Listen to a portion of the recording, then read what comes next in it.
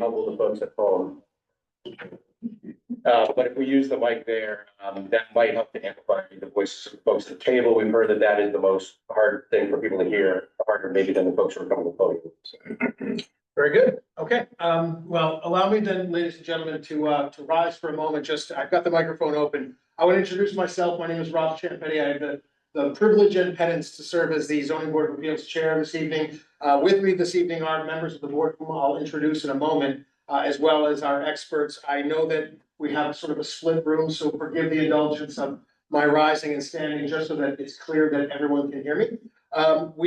This is a special hearing which is being recorded. It is the Zoning Board of Appeals hearing of November 12th, of course, 2025. Our beginning time is 7 p.m., which it is, so we will begin our work this evening. We have one matter that is before the board, which is merely a continuance. We will take that matter on first, and then we will get right into the matter that I'm sure many are here for, which is the 45-story avenue of the project, otherwise known as the 40B Kmart project. I will get right into that without further ado. So what I will do is I'm going to introduce members of the board. I'm then going to establish that we have a legal quorum. We're required to establish that we have a legal quorum so that we can conduct the business of the board this evening. I will then designate for the record which 5 members can vote this evening on behalf of the zoning board with respect to the applications that are before us. And then we'll get right into the business of this evening without much ado. I will say that there's a little bit of a twist that's been disclosed, and it was with very gratefully received feedback from members of the public, which is essentially ourselves, just in a different chair. As every member of the ZBA are also just volunteer appointees that serve in this capacity. We are, however, at our core and at our marrow, simply other residents, just like each and every one of you and each and every one of us. So we have decided to do a public comment both at the beginning as well as at the end of the material that we'll be undertaking this evening. So anyone that is carrying perhaps something they wish to say or share, I will invite you at the outset of our 40B reconvening to go into a public hearing. To go into a public comment section. So we will invite you to share your thoughts and your comments. I'll explain what that is in a moment. But to begin with, I will start by taking the roll. We will establish our voting members. We will then establish that we can conduct the business of this evening, and we will get right into the business of this evening. So with that, we have to my immediate left, Mr. Ken Swanton, our vice chair. To his left, Mr. Stephen Delisle, secretary. To his left, Mr. Andy Port, our planning director. To his left, Mr. Gregory Bennick, a member of the zoning board. Mr. Larry Ginter, member of the zoning board, actually an associate member. Mr. Jared Eigerman, associate member. And before I continue to my right, let me just point out that members of the ZBA, whether they are members or associate members, all participate in the hearing with respect to deliberations, questions, and every other matter, though only the voting members that will be designated, the 5 voting members, actually vote on any matter. To my immediate right is Mr. Gareth Orsman from Pierce Atwood. Attorney Orsman is our legal counsel and our city solicitor, who is here this evening and every evening with respect to advising and counseling the Zoning Board of Appeals with respect to the very technical and legal matters that beset us regarding our work in moving through this 40B project, and has been part and parcel to every part of our work from its outset. To his immediate right is Ms. Caitlin Sullivan, our city planner. And of course, probably one of the most important people in the room is Ms. Gretchen Joy, who has the unenviable task of copying down and typing every single thing that we all say this evening as our keeper of the minutes. So with that, I'll call the roll. We'll establish our business this evening, and we'll get right to it. So thank you for your indulgence. And of course, I will do my best to turn and try to make sure that you all, even those to my immediate right, as well as those to my immediate left, are able to hear me. And so with that, calling the roll of the Newburyport Zoning Board of Appeals, Mr. Swanton. Here. Mr. Delisle. Here. Mr. Bennick. Present. Mr. Ginta. Present. Mr. Eigerman. Here. And I'm also present. That is 1, 2, 3, 4, 5, 6 members that are present. Our voting members this evening will be myself, Mr. Swanton, Mr. Delisle, Mr. Bennick, and Mr. Eigerman. Mr. Ginta has recused himself and will be not voting, but will be here for all other matters except for the 40B project. And so with that, I've established that we have a quorum. We have our 5 established voting members. What we'll do is we will get into we have one matter that is before us, before we get into the purpose of this special meeting, which is the 45-story Avenue project. This is the application of getting into public hearings. This is the application of Christopher Crump. This is 44 Purchase Street, Unit 1. This is a matter continued from to be continued to November 25th on the request of the applicant. It's a special permit for nonconformities.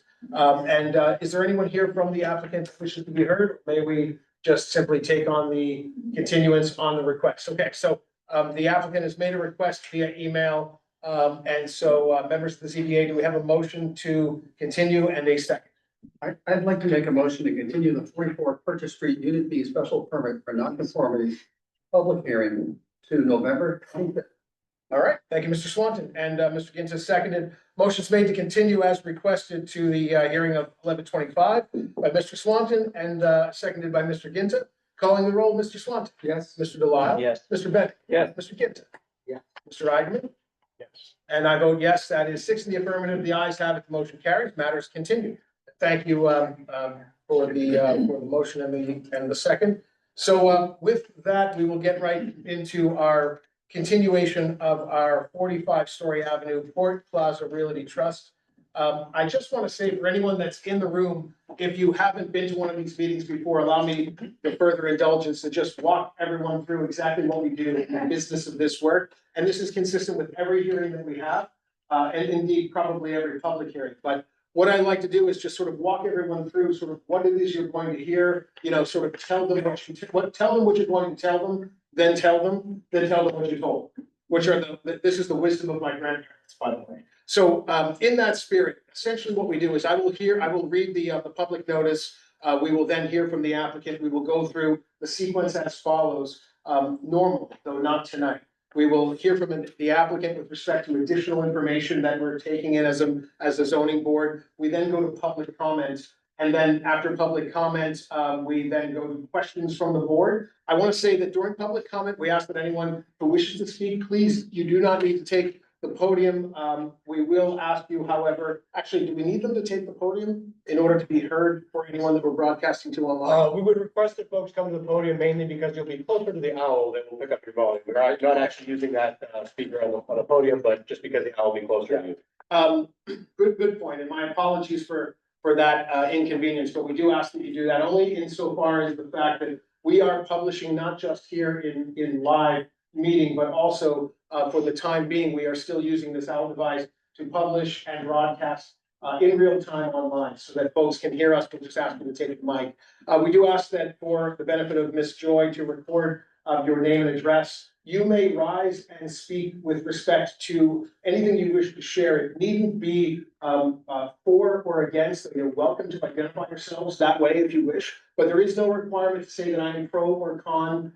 We invite you to do that, but it's by no means you need to. I will just simply ask you to kindly take the mic, give us your name and address, and share your thoughts. We do ask, however, that you kindly govern yourselves with the courtesy of others in the room regarding time. We do ask that you kindly try to keep your remarks within 2 minutes. I have exercised wide discretion and always would to give you time to sort of finish a thought. And if it goes long, I will be as courteous as possible to sort of cue you to say, kindly sort of bring it to a close so that we can hear the extent of your thoughts, but also make time for others. Once we finish public comment in the room, I'll then go to public comment online. Anyone online will raise their hand virtually and allow us to know that they wish to speak. We'll open their mic, they'll do the same, and the same will apply. They'll be heard. Once we get through public comment, we'll go to questions from the board. If you wish to frame your public comment, I'll say this, in the form of a question, we invite you to do so, but please know that we mean you no discourtesy if we do not respond to your question in that moment. It is no intended discourtesy to anyone, but rather simply our adherence to the Robert's Rules of Order with respect to how we take in this information. You may frame your public comment.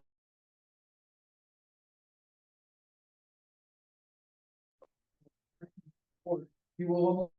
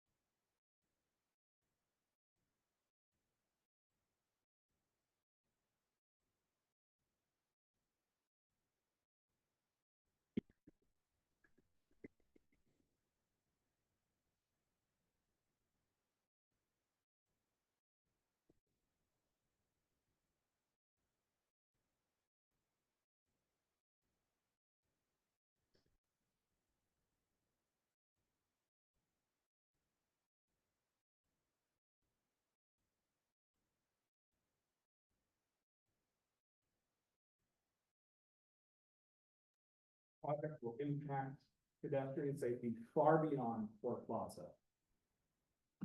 Installing sidewalks on the south side of Low Street and enhancing pedestrian safety at crosswalks, including Murphy Ave, could significantly alleviate safety concerns for the entire corridor. Look, I hope this project passes, I really do. I think that it is a good thing, but I also hope that it is recognized for the inflection point that it is.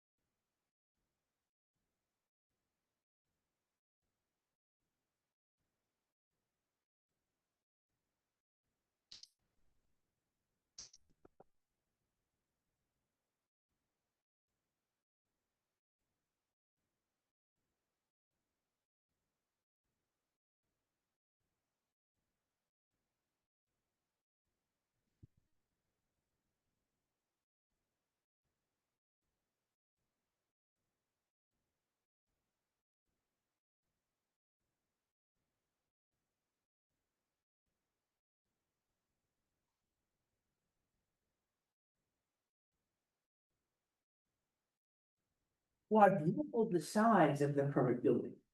It shouldn't be 4 stories, it should remain 1 story.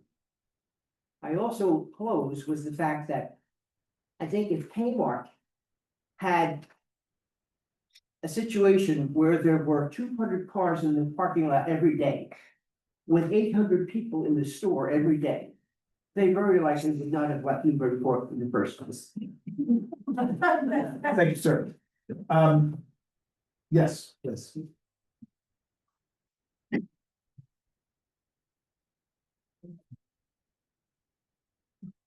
everyone, Lisa Medina Smith, 175 Story Avenue.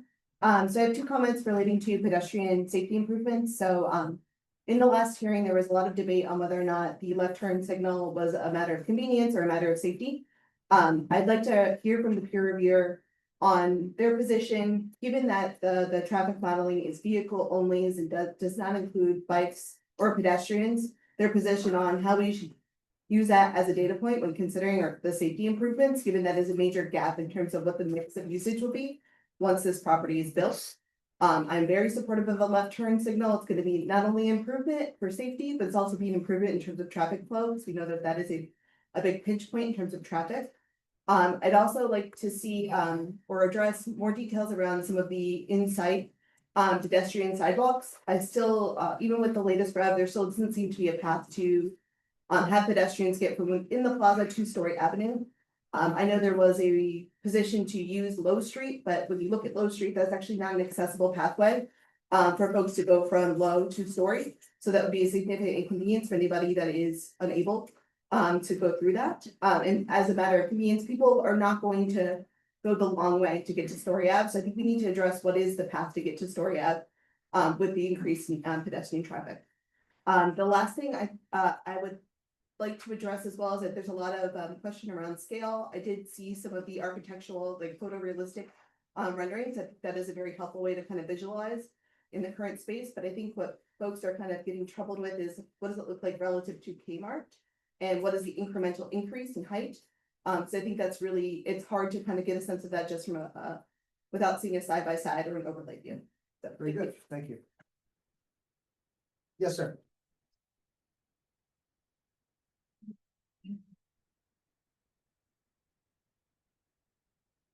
Gary Boy, 78 Longfellow Drive.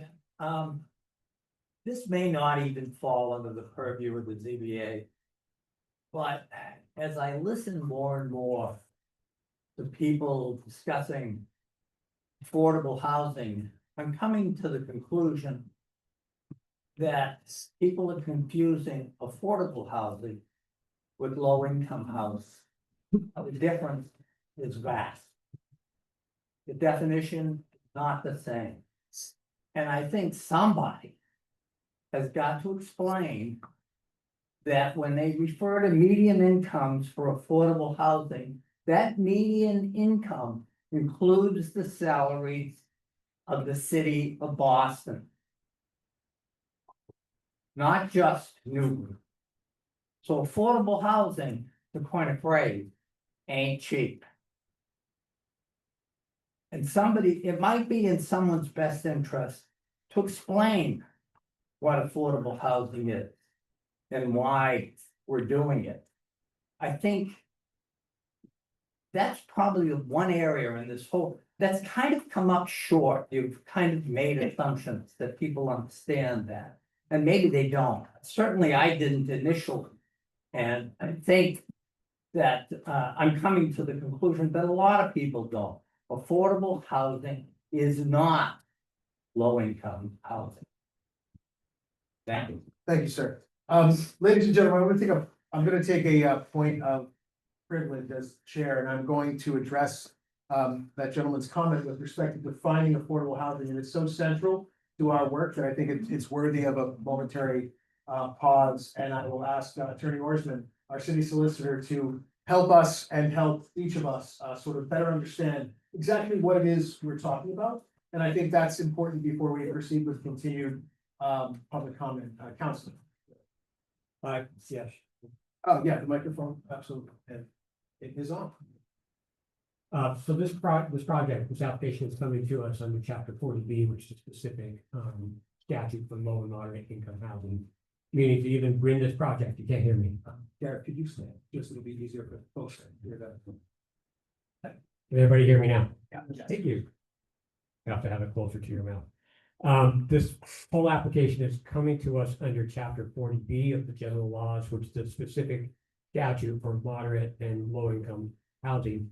To even bring an application under the statute, which entitles the applicant to certain waivers, they have to bring at least 25% of the units as low or moderate income housing, meaning that those units are priced at 80% of the area median income, which is the Boston metro area median income. Now that income is going to vary per unit because it differs whether it's like a 1 family, a 2 family, or a 4 family. I don't have the numbers off the top of my head. We can probably put them up and post them for people who are interested, and you'll actually see what that 80% number is. But so to answer your question, at least 25% must be priced at 80% of the area median income. There will be by statute a deed restriction, meaning there's no skirting that requirement. It's going to be a restriction on this property in the registry of deeds. And I guess the other thing that's kind of worth noting, and maybe explains the 100% comment earlier, let me get you off the hook on this one. If the special rules under the statute do not apply once a city or town gets 10% of its housing as so-called subsidized housing, put on the subsidized housing inventory. And in a rental project like this, although 25% are lower moderate income housing, the entire 100% gets on the subsidized housing industry, meaning that the city of Newburyport after this project would be above that 10% and wouldn't have any obligations under chapter 40B in the future, so. That answers the question, anything more? I'll say, thank you, Counselor. So just to restate for a moment before we continue. We will make sure that I'll ask our planning director, Mr. Port, if you could post in the city's website exactly what our 80% of AMI is. So that we can drill down to the bedrock of exactly what number we're talking about. I think that's something if we can attempt to provide with more particularity and this way, you know, what we have, what we aspire that each and every one of our, you know, fellow citizens, fellow residents have as well. With that, and thank you, Attorney Orson. So with that, further public comment. Not a comment, just a question. I got the implication, I don't know if I'm right or wrong. Is there gonna be a limited number of cars per unit? Someone's mentioned 200 cars. I'm assuming if there's 200 plus units, there'll be 1 to 3 cars per unit, and you can do the math as well as I can. So there will, if I own or lived in one of these units, I'm not gonna be limited to the number of cars me and my family can have. Is that correct? I'll say this, Mr. Peroni, with respect, because I don't wanna, as I said at the outset, I wanna try to resist the temptation for me to want to answer your public comment in the form of a question with an answer. But there is a traffic and parking analysis that's part of this. I will say that we will be permitting as part of this project, parking and traffic, and the number of spaces that are being provided by the developer that are being identified and counted will be identified as part of this project. With respect to how units use parking, that is yet to be determined, but I will aspire to, as will we all, to answer that question better as this unfolds. Note, though, that I hear and we hear your question. I just can't answer it at the moment, because I don't have that data, but the data is evolving and it's out there. And I appreciate your question. Thank you. Thank you, Mr. Peroni. Yes, ma'am.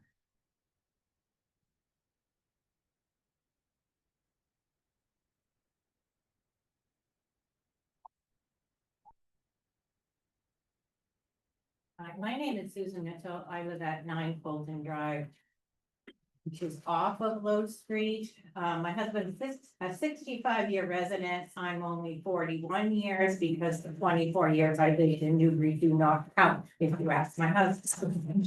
I would like to thank the board for their careful questioning of the presentations in prior Kmart development meetings. I have faith you will maintain the integrity and character of Newburyport. In fact, many long-term residents and taxpayers are counting on you to do so. My first concern is the advisability of building 212 residences, but what could result in upward of 400 residents at the edge of a street that currently sees 15,500 vehicles pass by per day. Current traffic in Newburyport is often an issue on High Street as well as Low Street. How can we handle more and more? Vanessa and Associates, per slide 6, August 26th presentation, titled Traffic Impact Assessment, reported 449 additional vehicles entering and exiting per day due to the project. Adding 20 transit trips, that brings the number to 469 a day. I am concerned about the traffic turning left, entering the project from Low Street coming from 113. Vanessa and Associates report this project impact as only causing an increase of 31 vehicles that will make a left turn during peak traffic. Does that count include Amazon, FedEx deliveries, school vehicles, handicap van, and council of aging vehicles for over 400 residents at this development? Referring to October 22nd Low Street pedestrian alternative document proposed by Vanessa Associates, is a hybrid signal on Low Street that will stop traffic for pedestrians. And I'm doing my best with this because there was a heck of a lot of files and trying to figure out what's the latest thing was nuts. Without a left turn lane, the city will pay $180,000.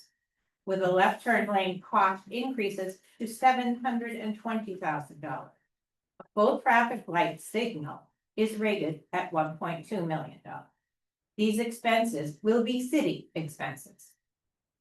There has been no discussion other than a possible left turn lane for handling the increased traffic coming off of 113.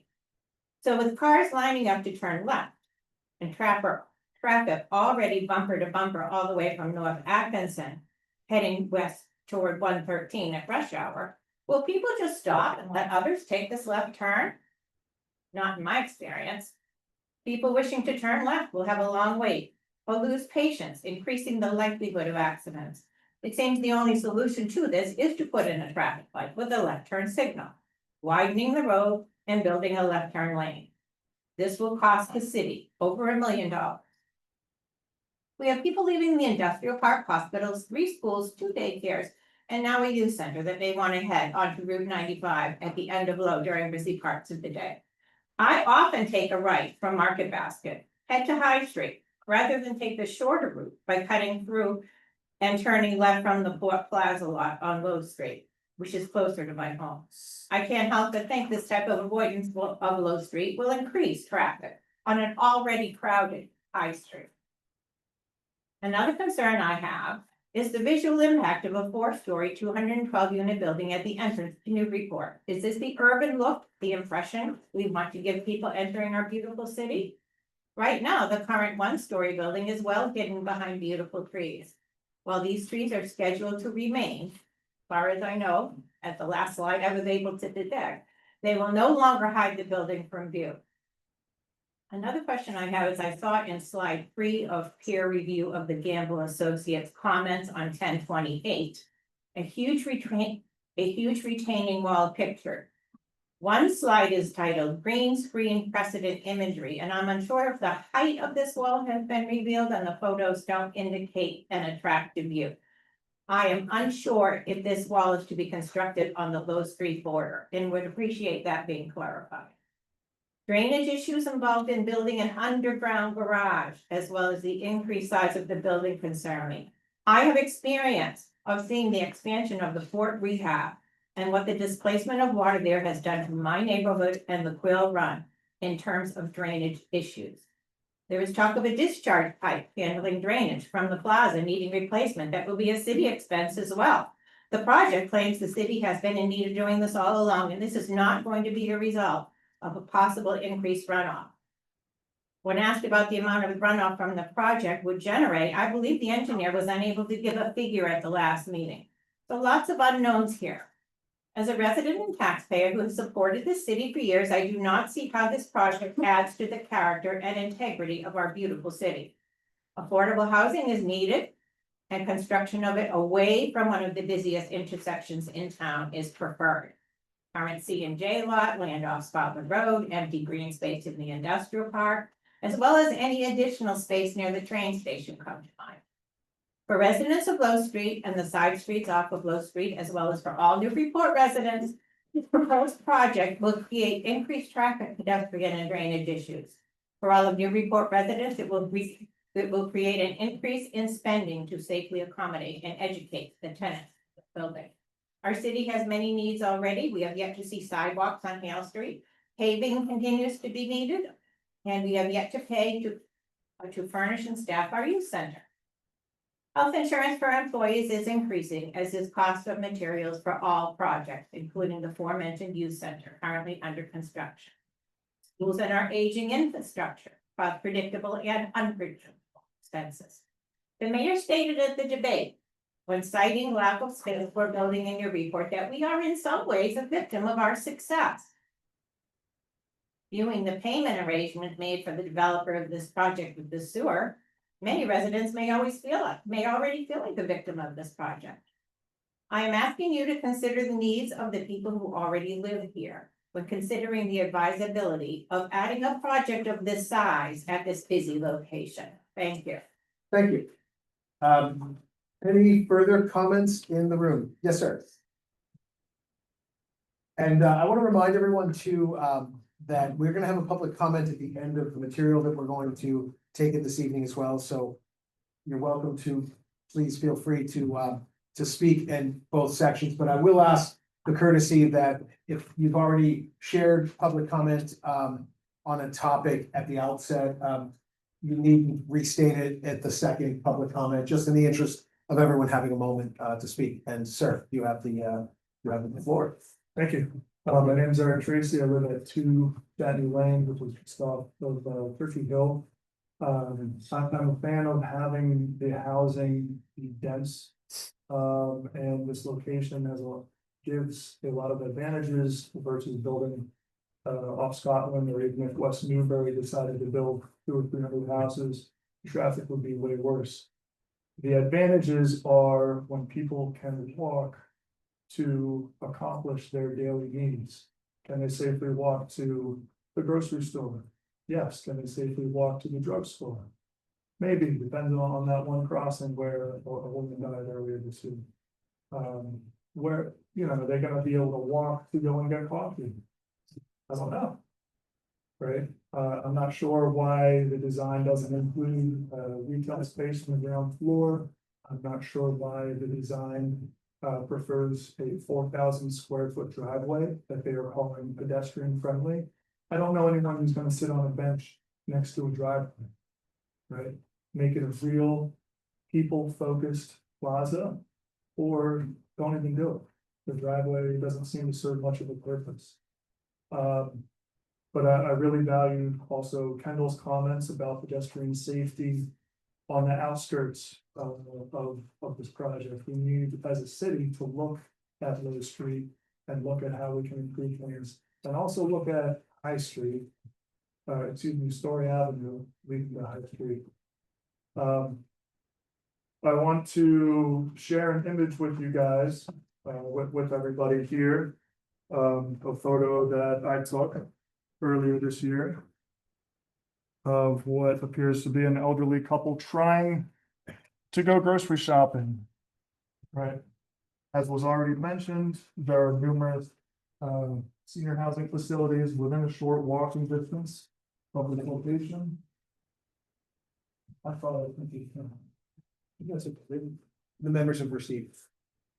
Thank you. all right, the Story Avenue entrance has 2 inbound lanes, parallel. And I don't really know why that's there.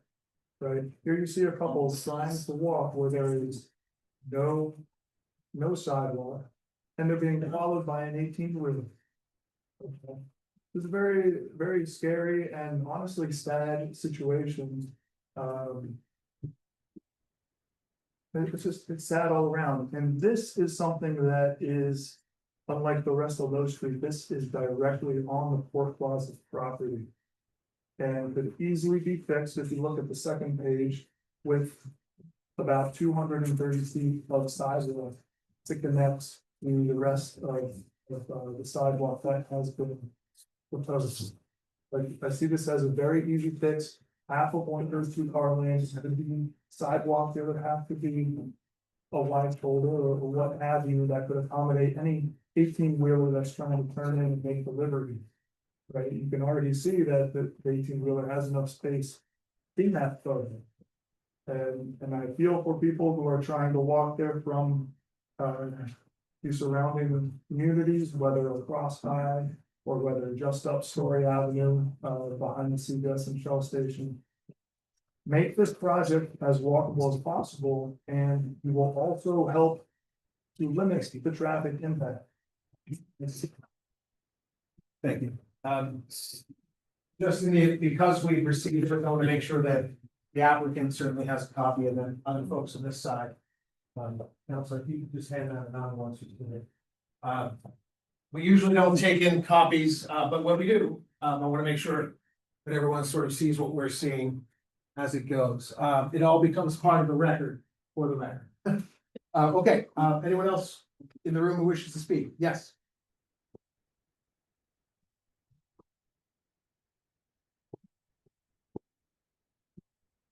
Hello, my name is Sue Tab. I live at 5 Virginia Lane. I brought notes because I work in radio and I talk for a living, and I've never been very good at staying within a time limit, so I will do my best. First of all, I just want to thank all of you guys. I know how hard you're working on this issue and how much time and attention you're giving it. So I think most of us thank you for that. For me, I don't think anybody would say they're against affordable housing. I am concerned about scale, which a lot of people have talked about. I'm concerned that there's gonna be a disconnect in town between the historic charming nature of High Street and the downtown district and what Low Street is going to look like, and this is going to turn the page in the history of our city because it is going to be a different feel and fabric. There's just no way around it. It's gonna be a massive building. So I just want you guys to think about that because I think that a lot of us live here because we like the quaint historic feel of a seaport community. And the reason people pay a lot of money to come here is because a lot of times they want to escape big apartment buildings and that kind of feel. So I think it's just something we need to think about, you know, this is going, and what is this opening the door to? Is this going to set a precedent for more big development along Low Street? You know, what's going to happen to the land adjacent to Haji's across from there? Maybe not as big of a building, but is there going to be more development there? And I think that that's just a concern that a lot of us have, especially those of us who live on that side of town. I actually lived on High Street at one point as well. And I wonder if this would pass if it were along High Street. And I wonder if it would pass if it were downtown. And is there a way that we can still get the same effect and get more affordable housing, but not have it all taxed on 1 3-acre parcel of land? Is there a way to spread that out in the city and still get the same results? I don't know. You know, in Port Plaza, can it be spread out? Because that building is gonna look sort of like a monstrosity up against those smaller buildings. And I think that, you know, nobody would say that they don't want affordable housing in the city, but there is a, you know, there is an optic to this that is gonna be concerning. And then you have all of the safety concerns, which the walking along the street and all of that, obviously is a concern, but I love the adjectives that you used, and I forgot your first name, Susan. She said character and integrity, and I think that those are the things that we have to keep in mind as we're looking at this project moving forward. Thank you. Thank you. Yes, in the back.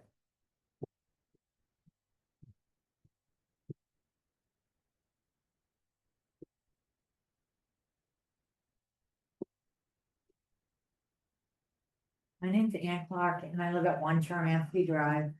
There's a few things. First of all, everyone's saying affordable housing. You wanna know what? Tell the people how much the housing's gonna cost, and I can bet you it's not affordable for most people that are looking for affordable housing. I'm gonna tell you right now, I've lived in Newburyport all my life. And if I were to move up there, I'm sure I couldn't afford it, okay? I can only afford to live here because my mortgage is paid off, all right? Problem number 1. Problem number 2. The traffic. The traffic on Low Street is horrendous. You wanna know, go camp out there for a while. And I've noticed in the last few months, everyone's cutting through the backside of Kmart where they're not even supposed to go, where the deliveries go. So everyone's going there. So where is this traffic all gonna come? And then I like the nice little light that you put in the crosswalk there, up a little further. But I sat there the other day going up towards, Story Ave and watched 20 people ride by the flashing light while the people are waiting to cross. All right? So, and you wanna put more cars in? And you say you're only gonna let so many cars in the facility, one for a house or whatever, apartment? Oh, what are you gonna do? Say, oh, you can't live here, sorry, you bought another car, you gotta leave? No, they're gonna park it somewhere else. And then the people who live here, who wanna go shopping at Shaw's or whatever, are not gonna be able to use the facilities that we have, okay? I've heard a lot of things about water and drainage. You know, these costs should not come to the people of Newburyport. That's all I'm gonna say. You know, we pay enough in taxes and enough. Thank you. Thank you, Ms. Clark. Let me go to this side of the room. Yes, sir.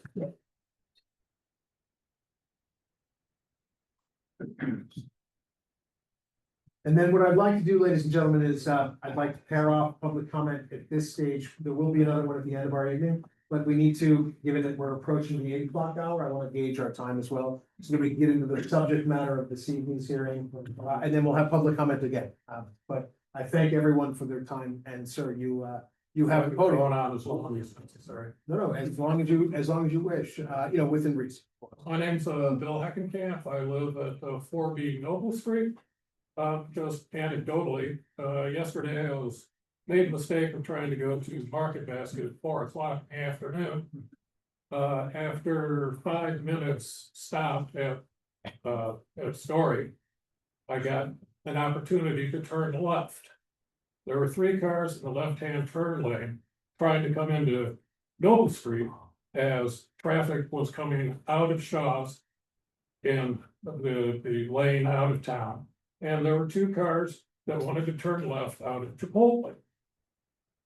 There's a word for that starts with cluster, and that goes on all day long. So particularly since the Noble was just repaid, used to be able to turn 2 cars, one left, one right at Noble Street. That's been thinned out. So there's only 1 car that has the opportunity to go left or right. As far as the project, that's just daily traffic that already exists. As far as the project, I'm not necessarily opposed to it. I don't like the scale. I think half the size would be more appropriate. For reference, it's not 4 stories from Low Street. It's about 20 feet raised from Low Street where the 4-story starts, because it's on a hill. So it's gonna look a lot taller than it actually is. Another aside I have is what's going to happen to the undeveloped properties around the area on Low Street, next to Haji's and the open pastures of next to Colby Farms. That looks like a prime spot to throw a couple hundred condos in. Additionally, people have been talking about this being about affordable housing. It's not. Affordable housing is forced into the project. It's not the purpose of the project. Can I ask what the affordable housing rate is going to be to move in there? Is it $3 grand a month, $4 grand? I'm gonna allow Attorney Orsman to address that for you, sir. We could probably post it again, but it's calculated at 30% of the area median income of someone making 80% of the area median income. And we'll post. 8% of So the area median to move income. in, you can't make more than 80% of the area median income for the Boston metropolitan area. Then the rent has to be calculated at about 30% of your income. Right, it's my understanding that the median income in Newburyport's about 145 grand. 80% of that is 115. In order to qualify for affordable housing, you have to make 30% of the 80%, which is $36,000. That pretty much takes up It's like living their there. entire salary. You just have to be earning 80% of the area median income to qualify for the housing. You then pay a rent that is 30% of your income. That is a maximum. Okay. That's what it means. So the rent is on a sliding scale based on the income, once one qualifies. Okay, well, I think we could just stop talking about it being affordable housing then. Additionally, I'm wondering, was the CJ parking lot ever considered for high density housing? And if not, why not? Thank you. Thank you, sir. I'm gonna take 2 more questions before we get into the subject matter this evening. And I want one of them to be online at a minimum. And actually, do we have any questions online? I don't want to ignore our folks online. Any hands online? Don't have any hands at the moment. No hands online. Anyone else in the room for the moment before we pause public comment, and we'll revisit this this evening? Seeing no further hands for the moment. And thank you, ladies and gentlemen, for participating in this first segment of public comment. With that, we will go to the applicant, Attorney Mead.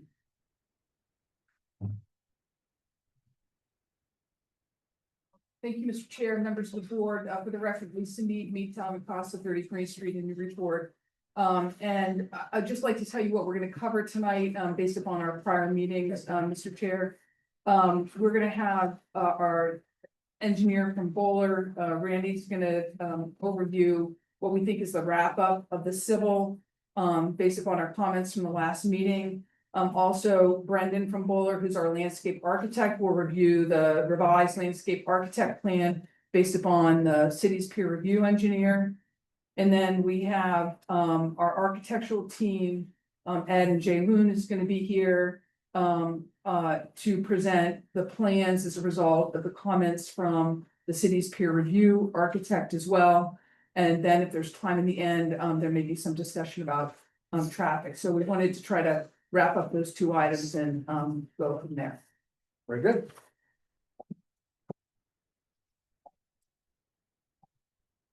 Good evening, for the record, Randy Marlin Bowler. And as Lisa mentioned, I'm just going to touch upon some of the follow-up items we spoke about back in late October. We did provide some additional materials to the board. The first one is just this A&R plan that's been stamped by a professional land surveyor. The previous version was simply in draft form, but we wanted to provide this to the board again, just to show that it's 2.65 acres that is being carved out of the existing Port Plaza property. Just wanted to provide it to the board for record. Certainly, I think I think at some point there will need to be some endorsement of this plan, provided the board approve it, so we can certainly provide a Mylar for endorsement once that happens. Andy, if you can just go to the next slide. Let me know if you want me to zoom in anywhere. Yeah. So this is just an easement exhibit that we have provided. I know that there was some questions about some easements, what exists and what's being proposed. So this plan does show, it shows the existing easements in red throughout the Port Plaza property. And it also shows the proposed easements that are being created as part of the project in green.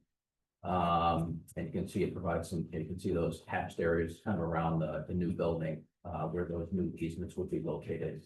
And again, I know we previously kind of mentioned this, but a reciprocal easement agreement would be developed and finalized before the building permit is issued as part of this project between the project site and Port Plaza property. And Andy, we can go to the next one. Great. And I know there was some discussions regarding pedestrian access, sidewalk connections in and around the plaza and around the Port Plaza property, as well as the project area itself. So this plan, I know there's a lot of colors on it. It's, we're intending to show some of the existing sidewalk connections in blue. So those are what exist today. As well as there's some existing crosswalks. There's some striped areas that were shown in like a magenta, the purple color right there. Yep. And then the green shaded areas, the sidewalk connections that are being proposed on the Port Plaza property. Andy, as you're highlighting those, yep. So those are all new connections that will be provided on the Port Plaza property. And then there's also, of course, some new sidewalk connections that are being provided. I think that those are shaded in red.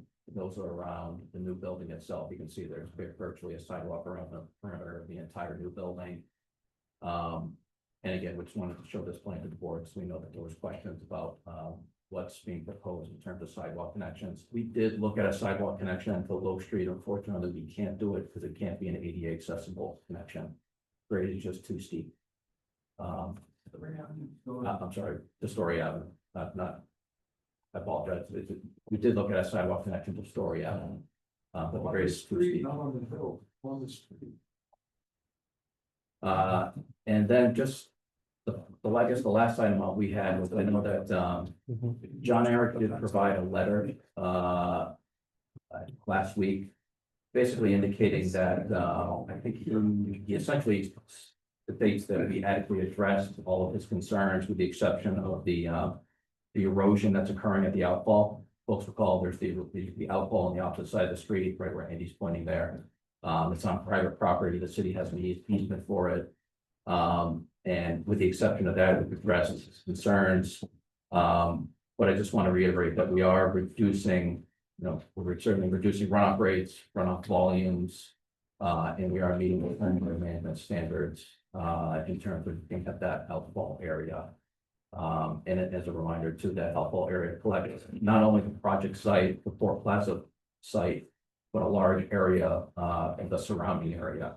And that percentage that was discussed, I think there was a question at the last meeting, just about the percentage of the project site in comparison to the entire watershed area drained to that outfall. It's around 8.5%.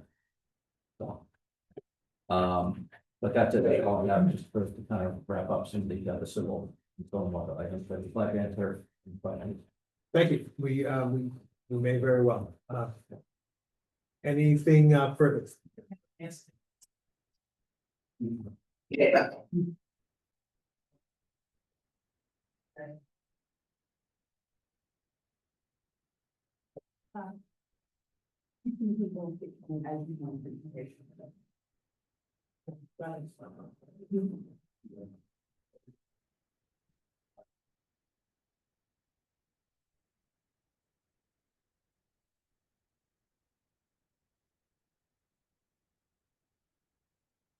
Good evening, Mr. Chair, members of the board. For the record, Ed Bradford, principal with PAT architect on the project.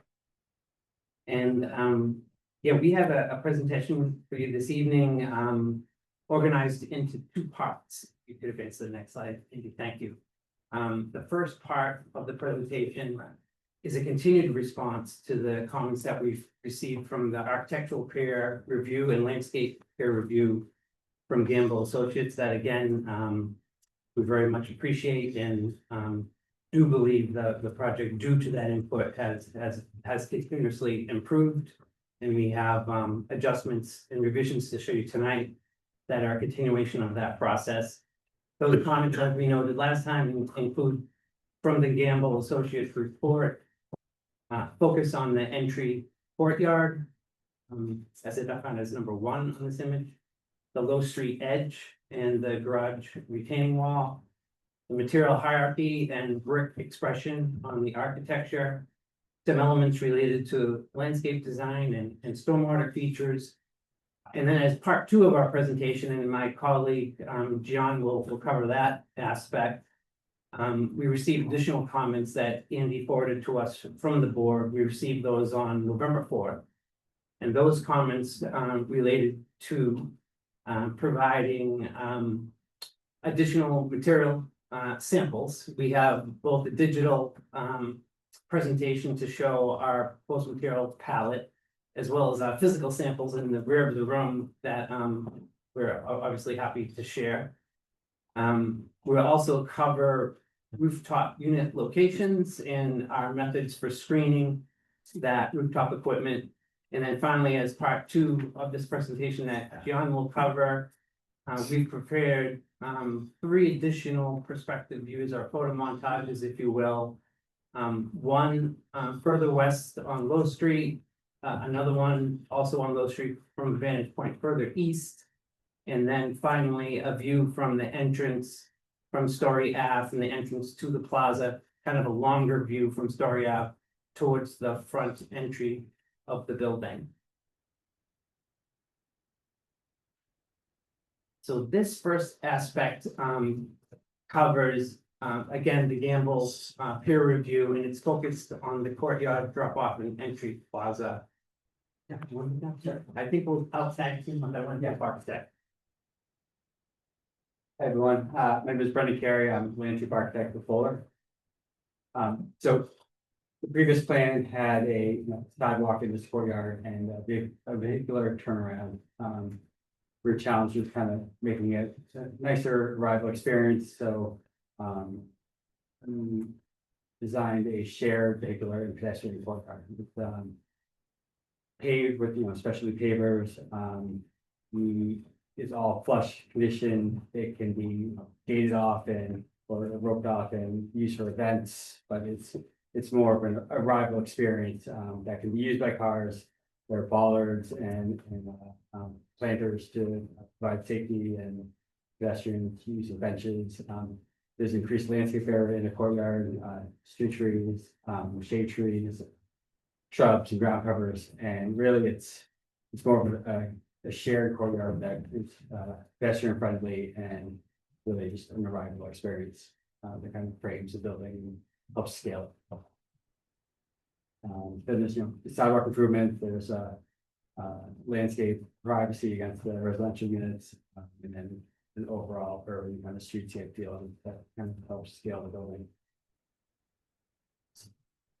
And then on the next slide,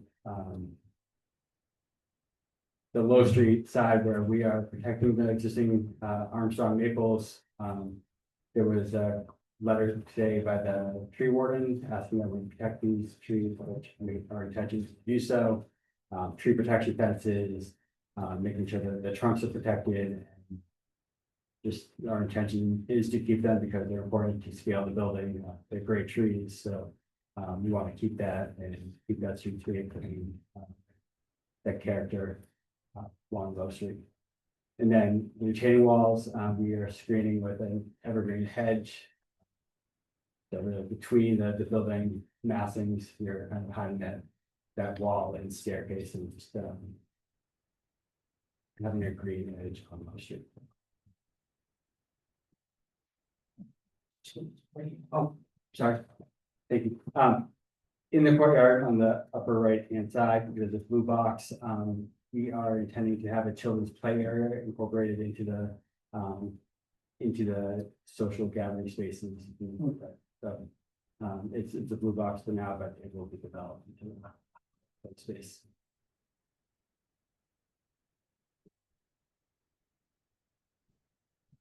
Thanks, Brendan, and I will now cover some of the architectural aspects related to the peer review.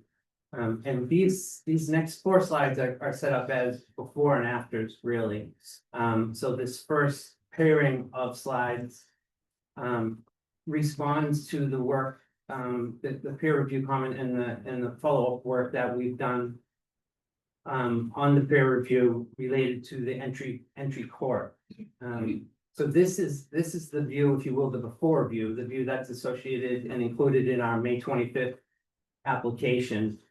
This is the image and the design that Campbell Associates reviewed and responded to in their report. And it was noted in the report, specifically focused on this entry court, that the material hierarchy could be improved with a focus on the entry court and really making sure that the primary facades, in this case, the center of the entry court is clad in material that's appropriate for its setting, and specifically requesting that we explore the use of more brick for primary facades such as this. Oh, Andy, if you could go to the next slide. So after considering the peer review comments and one working session with David, this is our response to the comments that we heard. Same vantage point with design adjustments. So as you can see, first of all, the expanded brick across the court, and we agree with the comment that this, we think, does strengthen the presence, and that from a hierarchical standpoint is appropriate for such an important elevation. I should note one change here as well that actually wasn't in the report, but it was one that came up during our working group session with David, and that was a discussion about the main entry to the building. And in our original design in the application, the primary entry to the building is sort of in the northeast, in this just to the right on this image, facing towards the parking area, but it came up as we adjusted the entry court into a place that we think is more civic, more welcoming. We should certainly think about moving that entrance, and that's just what we've done based on discussions in that working group. And you can see straight ahead now, I think it's quite obvious and clear where the main entrance is to the building, identified by the sign and the canopy and the amounts of transparency and storefront glazing. So again, a stronger focal point, I think a stronger sense of arrival and a stronger public space all around. One other thing I would note on this slide, and my colleague John will elaborate on it a little bit in a moment, you would notice, we actually also did raise the parapet of the building, exterior building wall a bit. And that was in response to a comment that we were asked to consider visibility of the mechanical equipment. And frankly, when we studied the view from Story Ave, that really has a very, very long view corridor across a parking lot. We recognized that we did need to raise that parapet a bit to make sure we screened that equipment. So that parapet wall in this revised design has been raised, so that's another change that I would note. And then similarly, opposite the more public entry court, this is the primary amenity for residents, the pool courtyard. And again, the comment from David Gamble was one of hierarchy. Again, at the terminus of this courtyard, this pool courtyard is another very important facade. And maybe a more private entry for folks using the pool courtyard, but nonetheless an important entry. And it's really the same comment outlined in the peer review. This wall would rely heavily on in this case fiber cement panels. It's pretty important facade and kind of lacked hierarchy. So our revised design on the next slide again shows a similar response to the one that we proposed on the entry court. Again, expanded brick for this, what is definitely a primary facade, like the entry court. And then again, similar to the entry court, this is a facade that we think really can now anchor this important courtyard that frames the pool area. So a central bay and a strong central visual focus, we think. And again, like the front and this courtyard and many other aspects of the design, we think a stronger connection to Newburyport's brick tradition. And the next slide, please. And then finally, before I turn it over to my colleague Gian, this shows our proposed material palette.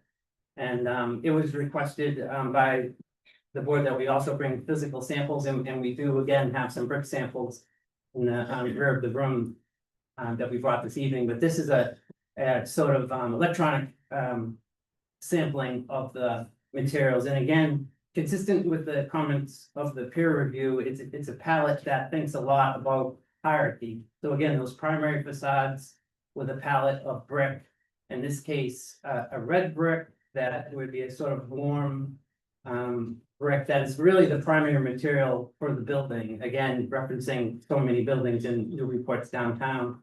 And then at the base, as you may have noticed in the renderings, is a lighter tone brick that's in the lower left-hand corner.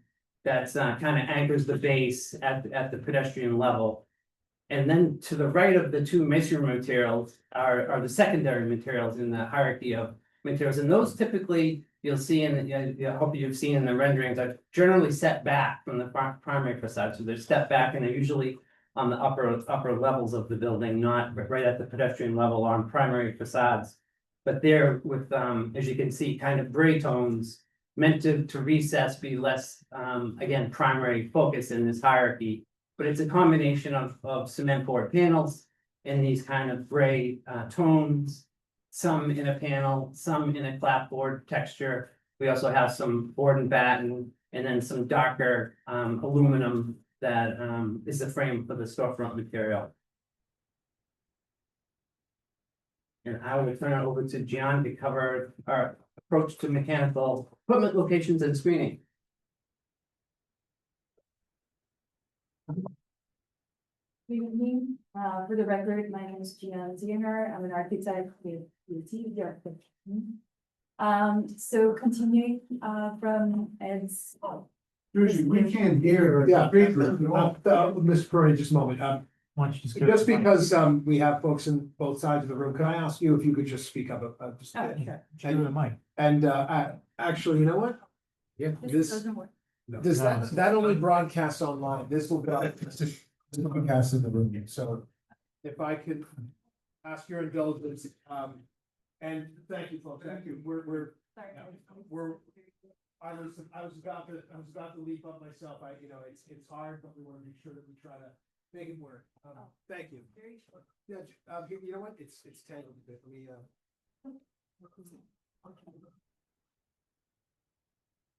Move the Perfect. box. thank you so much.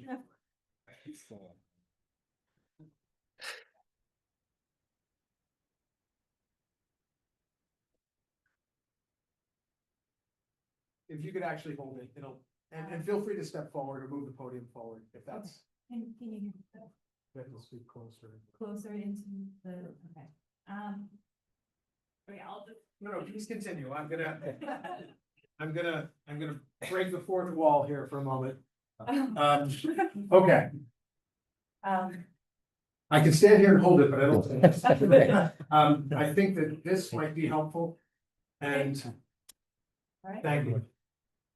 Sorry about that. Yeah, so for the record, my name is Gian Zinger. I'm an architect with the architecture team. So continuing from its presentation, I'm here to talk about the proposed location of rooftop units and our approach to screening these units. And I will also show you the three long view perspective renderings from Low Street and Curry Avenue. So on this image on the slide, you can see a building section. We are cutting through, so we have a key plan on the top right-hand side of the screen. We are cutting north-south through the building, facing east side of the site. The short wings, two wings are on the right and left and right-hand side of the screen, and you will see the courtyard that's centered. And the parking is located at the bottom of this image. And just to orient everybody, the Low Street is on the right-hand side of this image, and the plaza, Port Plaza is on the left. So you can clearly see the site grading, how much it slopes from Port Plaza down to Low Street, concealing the parking garage level that sits in the site. So also in this image, you can see just really talking about where we're proposing to place the convention units. They are sitting on top of the highest level of the roof deck. This is we're proposing the mechanical system, what's called a heat pump system. It's a split system where we have outdoor condensing units that is connected to an indoor air handling units that works as a combo. And because of this system, the outdoor condensing units are very compact, which allows us to be able to reduce the size of these units and be able to conceal a lot better than larger sizes of different type of mechanical system. We don't have the exact model or unit of this unit yet because of the phasing is right now it's in the very early stage of a project. But typically for this type of mid-rise multifamily units, these condensing units are approximately 3 feet tall, about 4 feet wide, and about 18 inches deep. That sits on about 2 feet tall stand. So this might change, it varies depending on the type of the unit, but that's just the average we've been using in our previous projects that we worked on. So as Ed had explained in the previous renderings, we extended up the parapet wall as part of the response to Mr. Gamble's suggestions on architectural design improvements, but also as a device to screen these condensing units. So considering the height of this proposed condensing units that's sitting on the roof deck, and also looking at this height of taller parapet walls, from the street line, the sight line, view towards the parallel wall, these condensing units are very well, screened.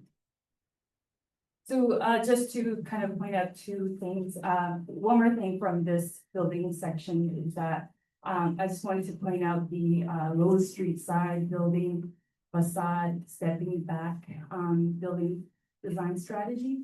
And we worked very hard to really, understand this, side of the street, knowing that, a lot of people will have, will walk past, this street every day. And we also really wanted to, make this part of the facade, building facade to be part of, this beautiful Newburyport architecture as well. So you see this, low three buildings, is, what we will show you in a second, the brick base building, and then the stepping back, the upper level, and then the one behind. They're sitting quite far back, and they will be just seen as, like a background image of the brick buildings that we're proposing. So onto the next page. So this is, existing condition view from Story Avenue, the main entrance driveway into Port Plaza. You can see the outline of the facade of existing Kmart's. As everyone knows, it's a bit typical big box retail architecture with really no interesting elements to the envelope of the skin. There are no windows. So we are just kind of comparing this image to our next image, what we are proposing here. So this is that long view that Ed had mentioned earlier. You can see, I'm not sure if you can see it clearly, because a little bit maybe, yeah. So the focal point of this view is the entry courtyard, as exactly, yes. Entry courtyard of this north elevation of this building, facing the main street of this plaza. And also, due to having the parapet wall extended up, from this perspective, the units, the rooftop units will be concealed beyond the parapet wall.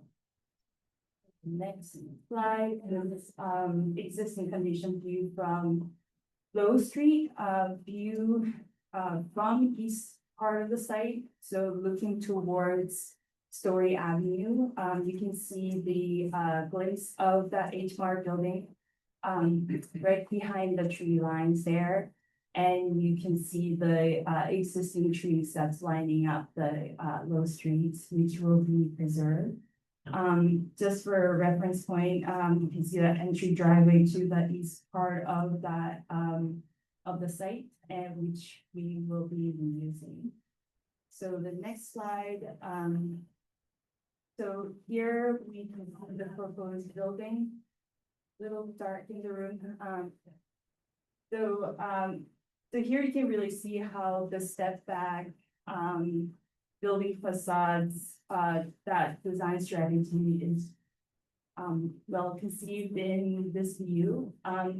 You really get the impression of the three-story brick building because of that step back of these upper level facades that are kind of disappears in a way. And also because the building is organized in wings, the short side of those wings are facing the Low Street. So you have the sense of not just a big block building, but they are more a smaller scale building that gives a feel of multi buildings that's kind of sitting in a row.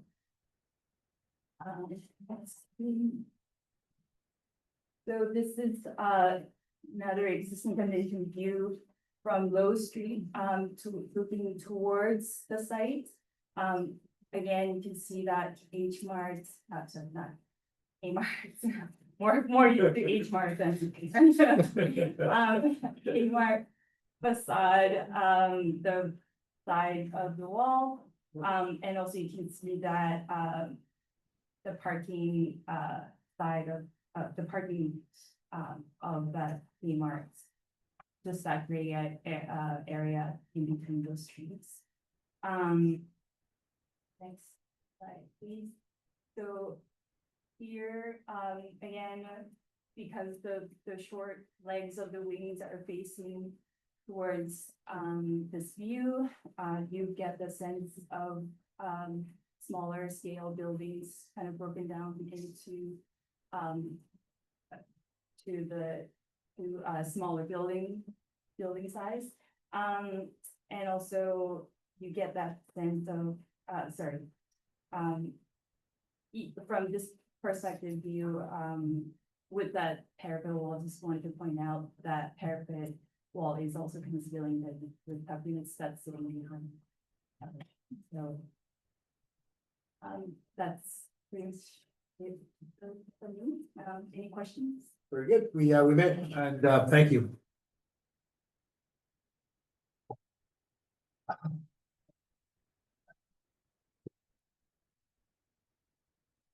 Mr. Chair, also just to add a couple of facts, given some of the questions that were asked earlier, I just want to put on the table. The project proposes 261 total parking spaces, of which 238 are underground, as the board knows. And that's kind of consistent with the city's smart growth district on average, so on average, that's 1.23. And this is the city's smart growth district is divided by the number of bedroom units. So you have to take that into consideration, but it's in that ballpark. But I wanted to make sure I addressed that, that came out earlier. The other thing I wanted to just touch on what Mr. Orsman said related to the affordability, and I think that Caitlin and Andy might be able to just get the current affordable prices from the Boston Way project, which is an affordable project, and they have 25% affordable units. So the 80% median income includes the greater Boston area. So it's not just Newburyport, it's the greater Boston area. And it's set annually by DHCD or EOHLC. It doesn't actually slide, that rate is set annually and adjusted accordingly for those tenants. So I just wanted to make that comment.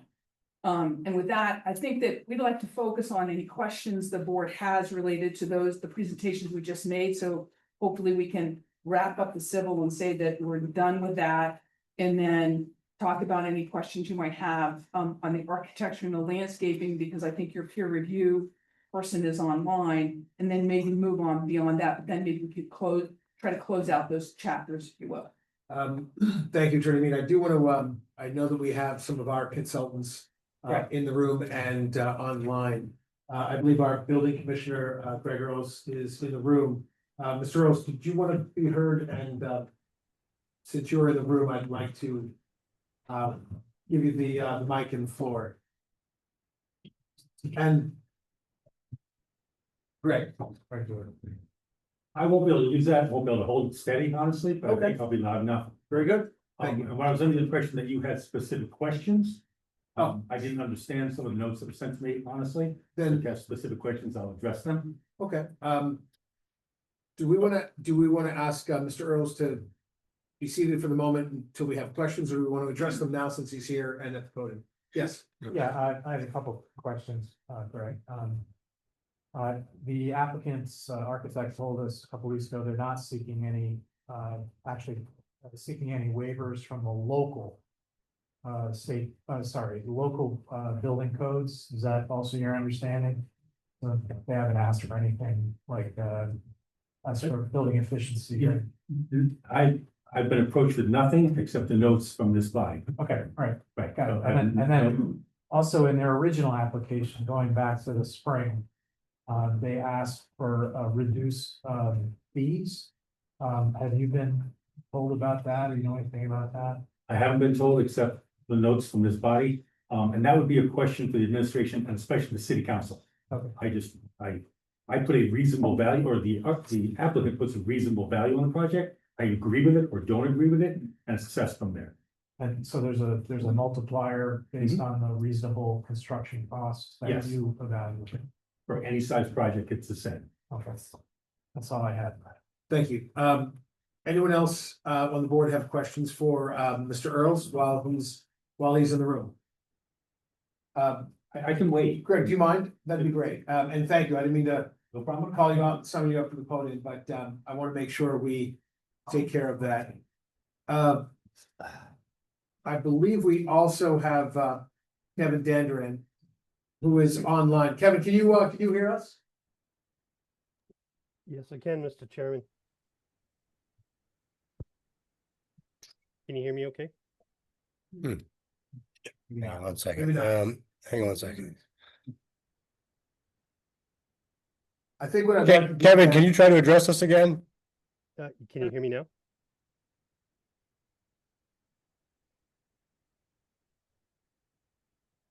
Kevin, are Can you the with board us? hear me?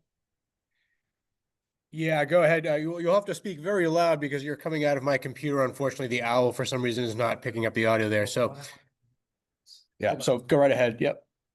Oh, that's great. Sure, And ladies and gentlemen, Kevin Dandrin, if you're not familiar, is with TEC and is one of the city's traffic consultants, working to be a peer reviewer on our behalf in support of the zoning board. Mr. Dandrin, can you hear us?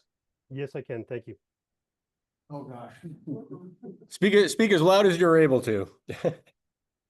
Yes, I can hear you just fine.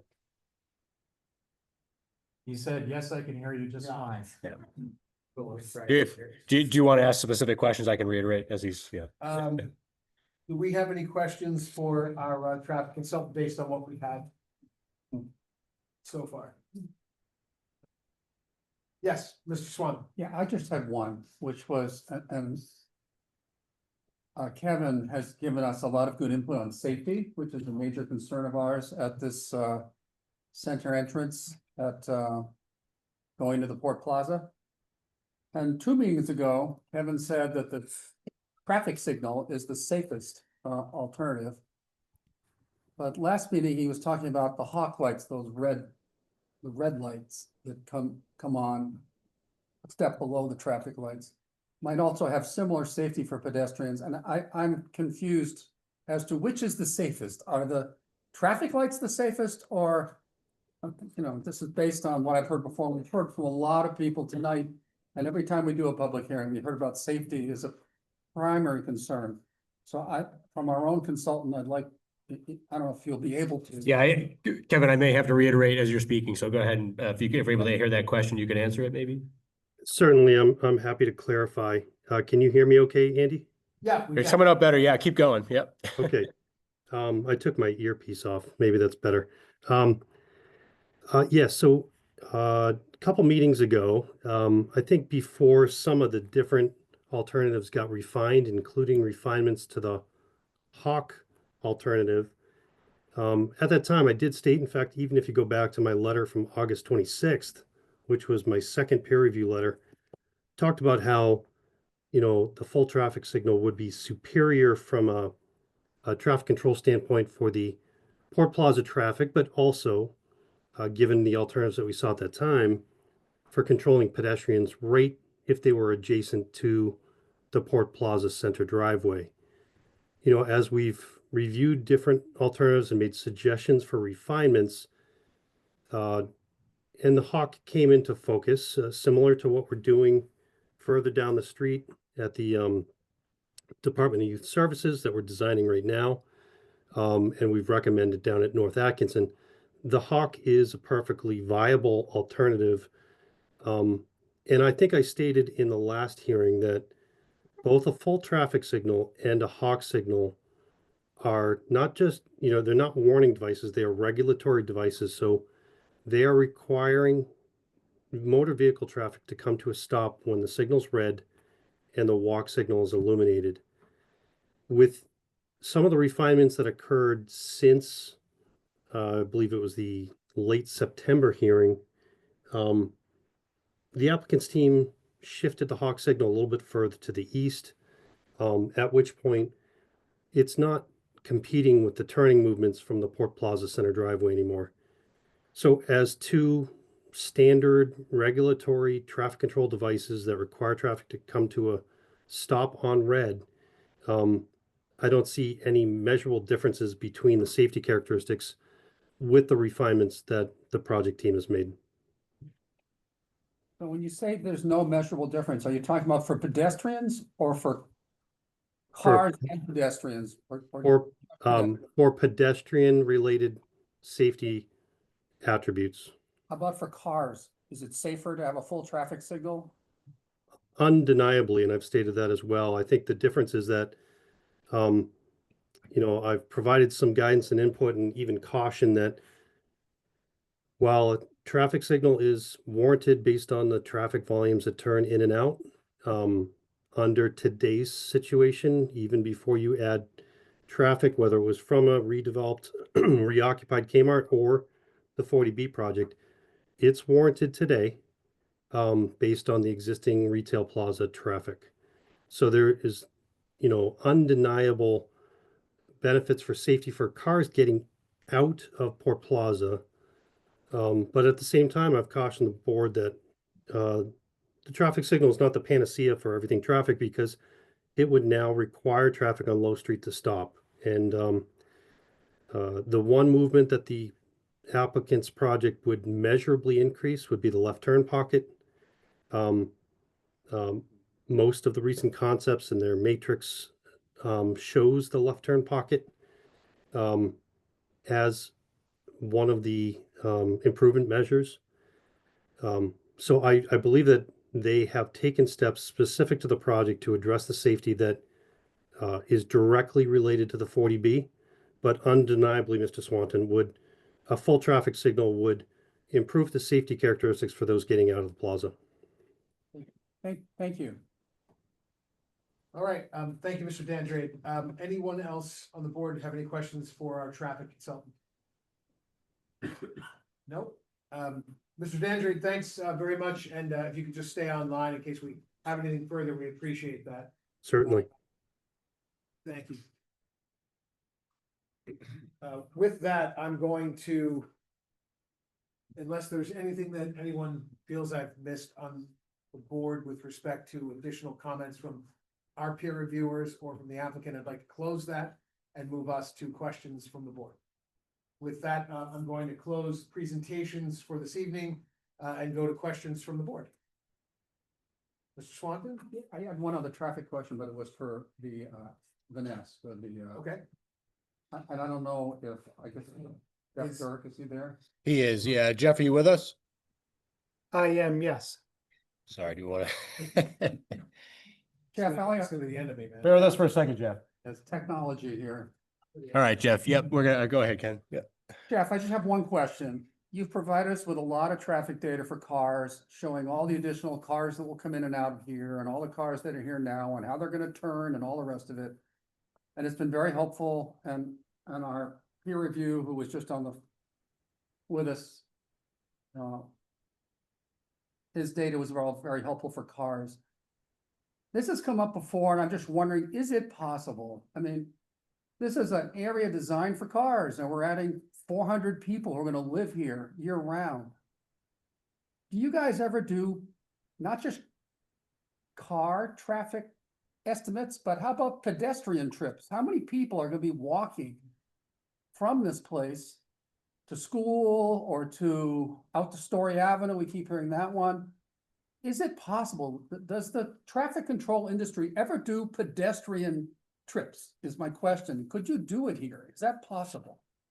Yes, in fact, we did as a part of the transportation analysis. We've focused a lot, to your point, on vehicular traffic, but as a part of our assessment, we included estimates for pedestrian trips as well as transit trips, which in the case of this project, the transit trip is also a pedestrian trip, as it relates to the crossing that we've been talking about. So We have provided those estimates as a part of our analysis, and it's based on census data for residents that live in this area. And that's the best estimate that we can have as to what that might look like. Based on those estimates, during the peak travel hours, we're predicting that there would be somewhere between 10 to 12 pedestrian/transit trips that more than likely would be associated with this crossing. You mentioned peak travel, and I'm familiar with that, but I was really talking about more comprehensively, like how many kids are gonna go to school? And how many kids are coming home in the afternoon, and people going to the hospital down Low Street, or all the different kinds of pedestrian trips, not just the rush hour. Do we have any data like that? So over the course of the day, we're predicting that there would be somewhere around about 110 to 120 pedestrian/transit trips. And, okay, and that counts kids and adults and everybody. Yeah, well, you probably would add, that would be adults, because the census numbers are based on adults that are, it doesn't include children that would be walking to school. It's probably the simplest way to say that. So I would look at that as adults that would be walking, biking, or using transit over the course of the day. Okay, maybe we've spent so much time talking about the traffic volumes that I haven't studied them as much, but I'd appreciate it if, would it be possible to estimate? I mean, I don't have, how many people are gonna live in this place? We've thrown around a 400 people number. Is that a reasonable number for us to be talking about? How many children are there? So I'd have to defer to another member of the team in terms of what those numbers look like demographically. I see. All right, well, I don't know if it's possible, but it'd be nice to expand it to the children as well as the adults, so we have a sense of everybody's movements and they're affected. But that's my last question. Thank you. Okay, thank you, Mr. Swanton. Thank you, Mr. Dirk. Any further questions for Van Ness? Okay, Mr. Dirk, thank you. We may circle back with other questions.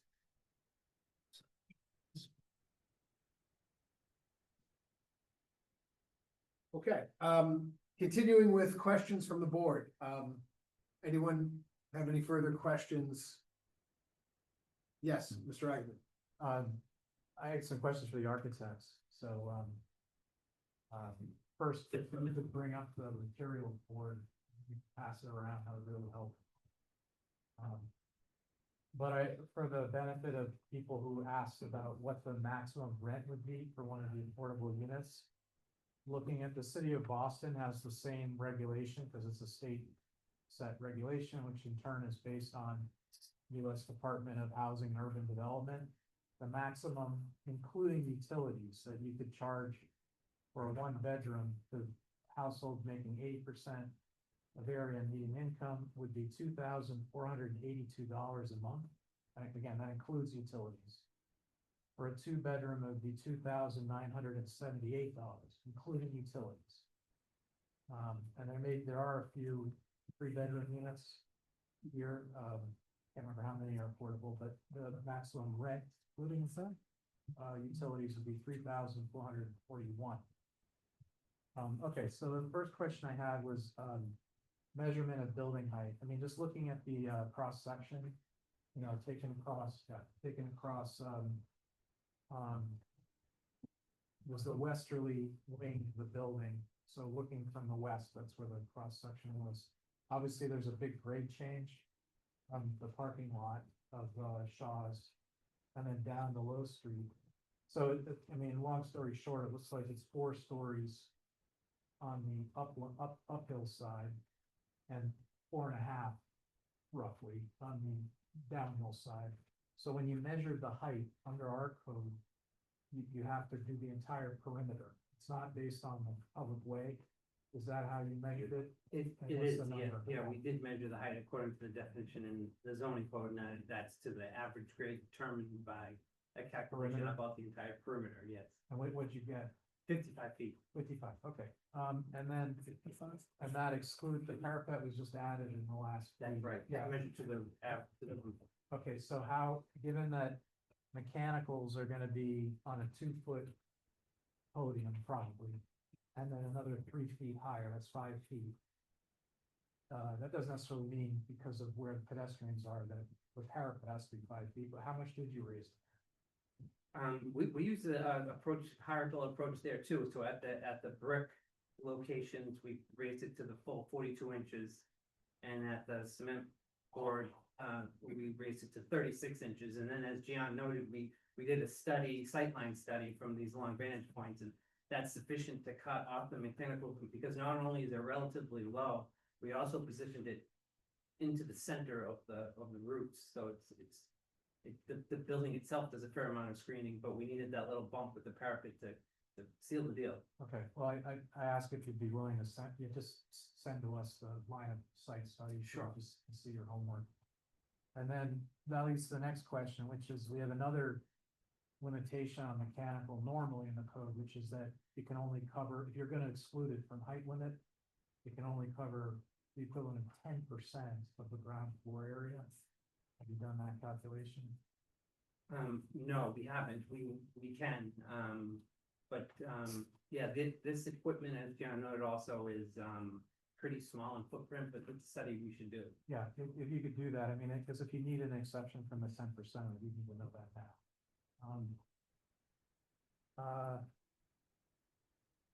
Also, because you've added the parapet, also on the Low Street facade, I assume. Yes. And because, as we heard from the landscape architect, there's, in addition to the existing trees which will be kept and protected, there's gonna be some screening at the mouth of the open spaces, the private open spaces, your courtyards. Could you please provide a new photo simulation, because the one that you submitted probably months ago was outdated. So straight on from across the street.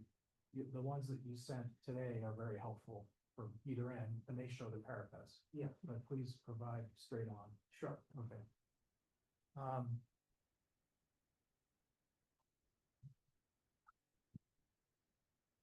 Then my last question, the photo simulations are invaluable to me anyway, so thank you for that, and the more the better, to understand context. But I know your firm has done quite a lot of multifamily at about this scale, you know, stick construction. And so on. I just wonder if, you know, looking at your website, if there's a comparable project or two that's already built that you could direct the public to, so they can envision better what the finished product looks like. Is there anything, you don't have to know off the top of your head, but could you provide that and we could give that to the public? Yeah. Yes. Thank you. That's all I had, Mr. Chair. Thank you, Mr. Agaman. Anything further? Yes. Andy, could you put that one on? Yeah. The sideline from the Port Plaza entry. Yeah. Just a quick question on this image. On the left-hand side, it looks sort of monolithic. Is that just sort of the limitations of the graphic, and it would have more depth with the in the different materials would signify different sorts of bump outs, and it wouldn't appear in real life, it would not be so flat as it appears here in this graphic? Yeah, without question, yeah, I think it's the vantage point here. We're so far back from the building that you can't pick up that relief, but wherever there's a change in material, there, especially masonry to panel, there's a change in depth, among other elements that are in the building, like the bay windows and other features. So yes, when you're up close, much more detail. Okay. Yeah, it's hard to get a sense of that from this sort of. I think the closer views are probably better.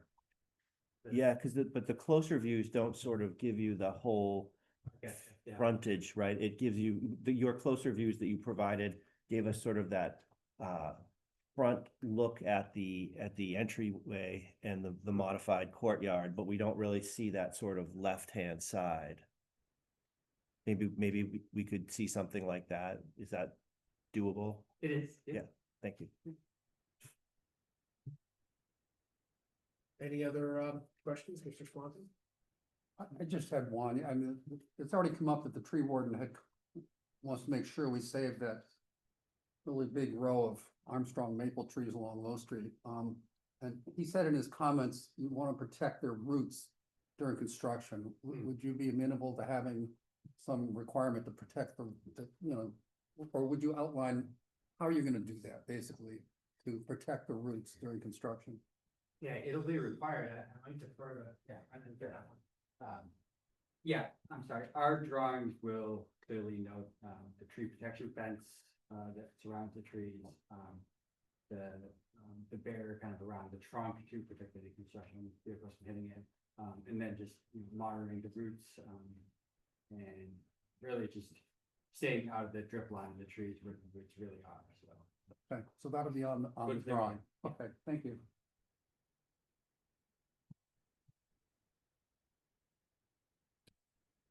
All right, any other questions? I have a question for Boulder. Yes, For please. the, could you put up your second slide, the one that shows just the sidewalks? Yeah, this one. The easements is for the sidewalks. No, I think this is the one, right? Sorry, you want the side, they want this one. Yeah, this You want this one, yeah, yeah. Last week I took a field trip. I went and parked my car over here. And I tried to walk to Story Avenue. I think you already mentioned, you can go up this way and it's great until you get to right there. And there's no sidewalk along the entry drive, so you gotta hop over a white fence. And I think you mentioned that you can't really make a proper connection to Story Avenue there because of handicap accessibility. Right, the great, But- it's But, the great. I mean, so that, isn't there something that can be done rather than having people?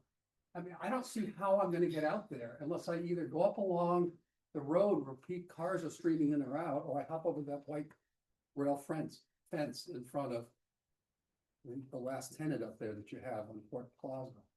I mean, it just seems like such a shame. You get so close. You have 400 people here and you're trying to get out to Story Avenue. You go all the way right there and you got a fence right in front of you. Is there some way to get out to the sidewalk on Story Avenue? Just, Yeah, I mean, we looked at, the easiest thing to do would be to add a sidewalk along that driveway, right? Right, but the grade is too steep to be ADA compliant. I mean, there's multiple sidewalk you connections. can't add a sidewalk unless it's handicap compliant. So what is, I mean, I used to push around a relative in a wheelchair for years, so nothing against that, but to have everybody, there's really no way to get there. I tried to go this way. You go all the way out there and you wind up in the corner of Market Basket's parking lot, this huge parking lot with no sidewalk. You try to go this way, and you walk up Low Street and try to go that way. And you do have sidewalks along Port Plaza, but then there aren't any sidewalks. You're walking across parking lots and dangerous areas. It just seems such a shame. You've got all the way so close to Story Avenue and you have no way to get to Story Avenue without walking down the street. And it's just, I don't know, it just seems like a shame to put 400 people in a park that was designed for cars. Now you're adding pedestrians, residents, and they have no way to get up to Story Avenue. We talked a lot about that bus, and you've been great to provide a way to get across the street with a hawk light and things to the bus on Low Street. That's the bus that one of our buses, but there's a bus on Story Avenue that's like 14 times a day rather than 6 times a day. It's a much more frequent bus, and there's no way to get to Story Avenue. It's safe. And it's just, maybe you could look at it again. I don't know what the solution is, but to not be able to get out to Story Avenue without hopping over a white fence, which is quite doable for most people to get over that little fence. But I don't know, it just seems like, it seems like an odd design. So I just, maybe you can't do it, but I appreciate if you look into it and try. Thank you. So can I follow up on that? So is what you're saying basically like you can never have a sidewalk where there's a hill? Because it wouldn't be ADA compliant? I think you would need a variance from the Massachusetts AAB Architectural Access Board in order to put in a non-compliant ADA sidewalk. So anywhere in Massachusetts where there's a hill in a commercial setting, you would need to get a variance from the architectural, I believe on private property. on yeah. private property, yeah. There might be, I'm not sure what happens with public. Yeah, property. we're talking about private property, understood. Yeah, okay, that's interesting. Yeah. Thank you. Actually, before you go, can I just dovetail on Mr. Delisle and Mr. Swanton's question? I'm intrigued by this and I'm also concerned as well, and is there an alternative that's workable whereby it's perhaps not a sidewalk, but some sort of protected, painted corridor for pedestrian use, though I don't know what the limitations are of encouraging, use by both, by anyone who might need it, by whatever mobility they might, need to move through this space, but akin to a painted bike lane, is there some way to prescribe a way by which folks can expect to get from this area of activation to Story Avenue or Low Street, and not be so sort of shackled by the fact that we might not be able to do a sidewalk for reasons that we can't change, it sounds like. But is there another solution? Do you know if that would be? You mean like almost like a pathway? Something Yeah, to that I effect? mean, sure. Yeah, I mean, honestly, like we see this, there's plenty of precedent that we see all the time. We see, we see an entire prescribed bike lane on places like High Street, which is simply just cordoned off by paint and language and sort of an unspoken agreement between each other and ourselves that we will abide by it, though many probably don't, but at least having some sense of where folks are encouraged to walk and not walk, because I think the reality is that while this exists well in, and people have heard me probably say this before, so I apologize, but if it exists well in prose, that is to say it's on paper and it works, but doesn't function well in practice, I think that's a net loss. So we should fast forward through hey, it works on paper, but what about like how people will behave? The reality is that people are encouraged to go where they're encouraged to go. And just because we don't have a sidewalk, can we do something else that says, hey, this is where you go? Because human nature being human nature, and those that need to get from A to B are gonna go from A to B, and they're just gonna walk, as like the sun and gravity and their will take them, and they'll just go, and they'll cross through all sorts of stuff. And I just think, are we not, we're looking at a problem and pretending I suspect it, we may not see it. I think that I'm shared in the sentiment. I see it as a potential problem. I see other issues that I know we're all trying to resolve, but this is one that just screams out, danger, right? Folks are gonna be walking around where cars are moving routinely with no idea of like how to really get through. And I don't think they're gonna be consoled by the fact that we say, well, we tried to get you a sidewalk, but we just couldn't. Godspeed, and I think, and no discourtesy, I don't mean to sound flippant in that, but it is truly like, it weighs on me. I'm curious if it weighs on the minds of my colleagues, I suspect it does. Is there a way that we can try to solve that? Take another look. I don't know the answer. I know, and I'm not looking for an answer, but I'm looking for, and thank you for that. I'm interested in a sort of a willingness to look at that more closely, because I think that could be helpful. Yeah, yes, Mr. Swan. Yeah, I mean, Google Maps, here's the Verizon store. That's a little white fence you gotta get over. Maybe you could just put a couple steps for people to go up there and open up the fence so you can just get to the sidewalk. I mean, because people are gonna do it anyway. They're gonna probably walk around the edge as shown in the picture here. But I mean, you're so close. You got people right to the edge. They just need to go up a few steps and go through the white fence. Yeah.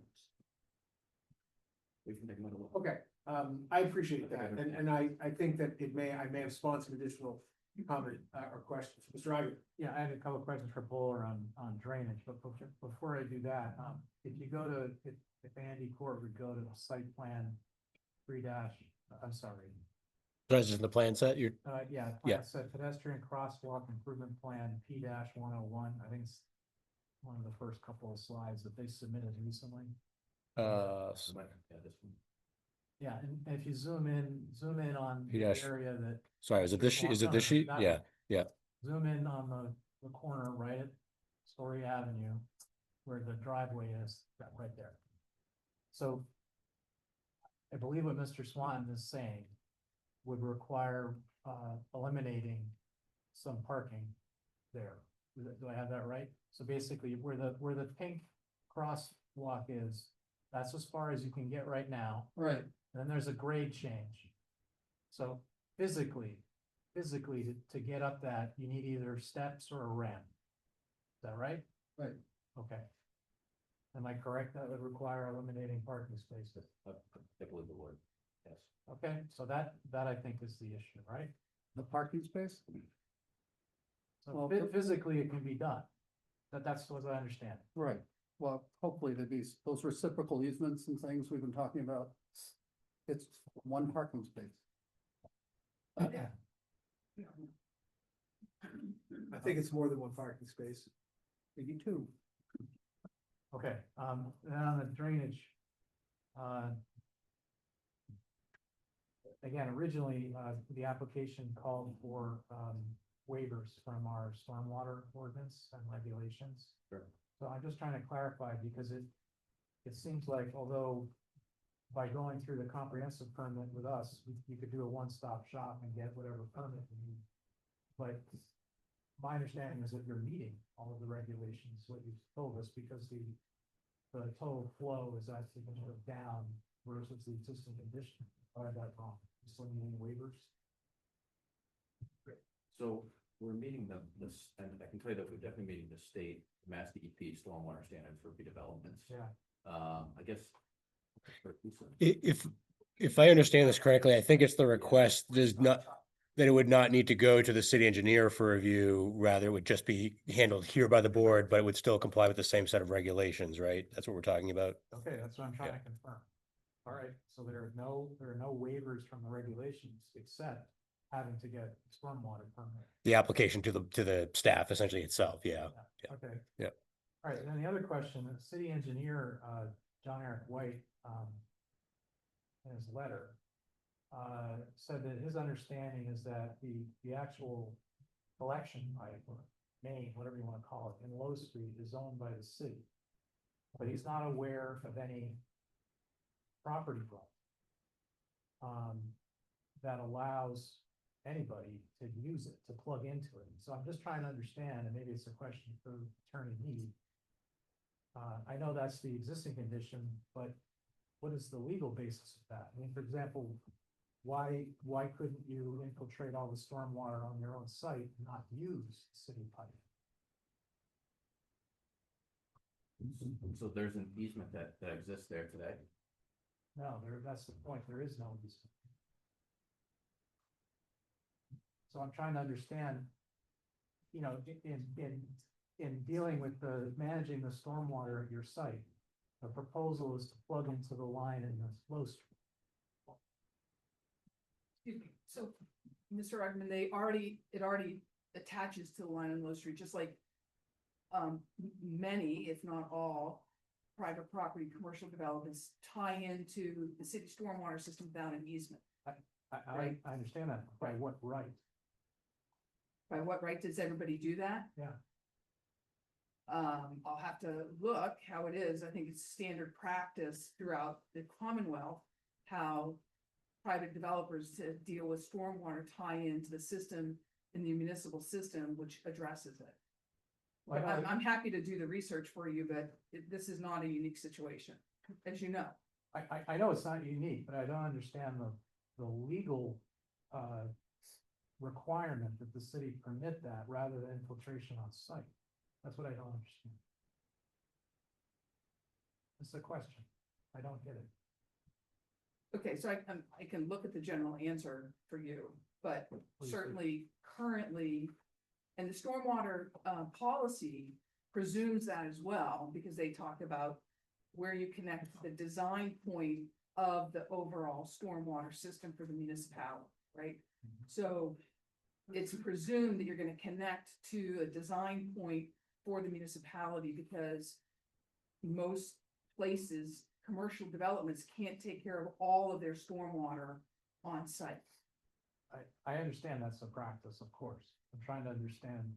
Well, the size of the Legal system, well, we can talk about the size of a system that would have to be constructed in any development like this or any other commercial development to retain stormwater on site would be immense. Yeah, no, I understand. It'd probably be infeasible. I'm not Right. suggesting we should. I'm just trying to understand why. The city engineer said he's not aware of any legal right for any of the existing users a right to plug into the city's stormwater system. He raised the question. I did. Yeah. I don't understand what that. Any Yeah. property? Can I interject for a moment? I think if I'm hearing correctly, because this is maybe my question as well. This is a question about whether or not this is a right versus a privilege. A municipal, a right by which any resident, private individual or corporate and larger and commercial has a right to plug in to the municipal stormwater system Right. versus a privilege. And I think our city engineer, Mr. John Eric White, has said that he's just not aware of the right. I think it's generally accepted that this is a custom and practice. The question is, perhaps, forgive me, a lawyer's question, dare I say, in a room filled with many of us, but is it a right versus a privilege? And I think it's so that the board can understand, is it something we must do or something we may? Yeah. And I don't mean to put words in Mr. Igerton's mouth, No, but no, that's basically what I'm Well, I hearing. think the answer is it's something that you must do, and I'm happy to find the genesis of it, but it would be similar to, if the city infrastructure passes by your project, you're allowed to use it, right? Okay. So if the city sewer system passes by your project, you're allowed to use it. Now, many municipalities, as a result of the changes in the MS4 permits, are now starting to charge stormwater fees, right? Impact Just like they charge sewer fees and water fees, right? Because it's a municipal facility. And so you must let us use it because it passes in front of our property, just like any other commercial property. You are not obligated, you being the city, you're not obligated to do so for free. Well, no, but right now the city doesn't have a piece. You have to, Unlike the equitably water, unlike the water charge. sewer parent, Right. which right, has a you fee have to structure. equitably adopt and charge a fee. So you have to have an ordinance, you have to have a stormwater Right. ordinance, it has to have a fee structure, and it has to be applied equitably to everybody. Which would make it analogous and parallel to what we all know in water sewer Right, treatment for Right. every resident and right. business. So similarly, we have the state stormwater policy, which we now must comply with, right? And that has changed along with the MS4 permit for every municipality in Massachusetts over the last 20 years, right? And similarly, it used to be that you could just, if you were in the industrial park, you could just dump all of your septic into the sewer system regardless what was in it. And then we all adopted primary pre-treatment requirements, right? Because nobody wanted to dump all that stuff in the river or wherever else you were dumping your sewer. And so the cities and towns in Massachusetts adopted pre-treatment requirements so that the effluent didn't have to be treated at the cost of all of the taxpayers, but the person who was causing that effluent to be more expensive to be treated had to pay for it. But you have to adopt a system that treats everybody fairly. So this is a municipal infrastructure that passes by this property, just like it passes by any other property in Newburyport or any place else that has a stormwater system, and you're allowed to connect to it.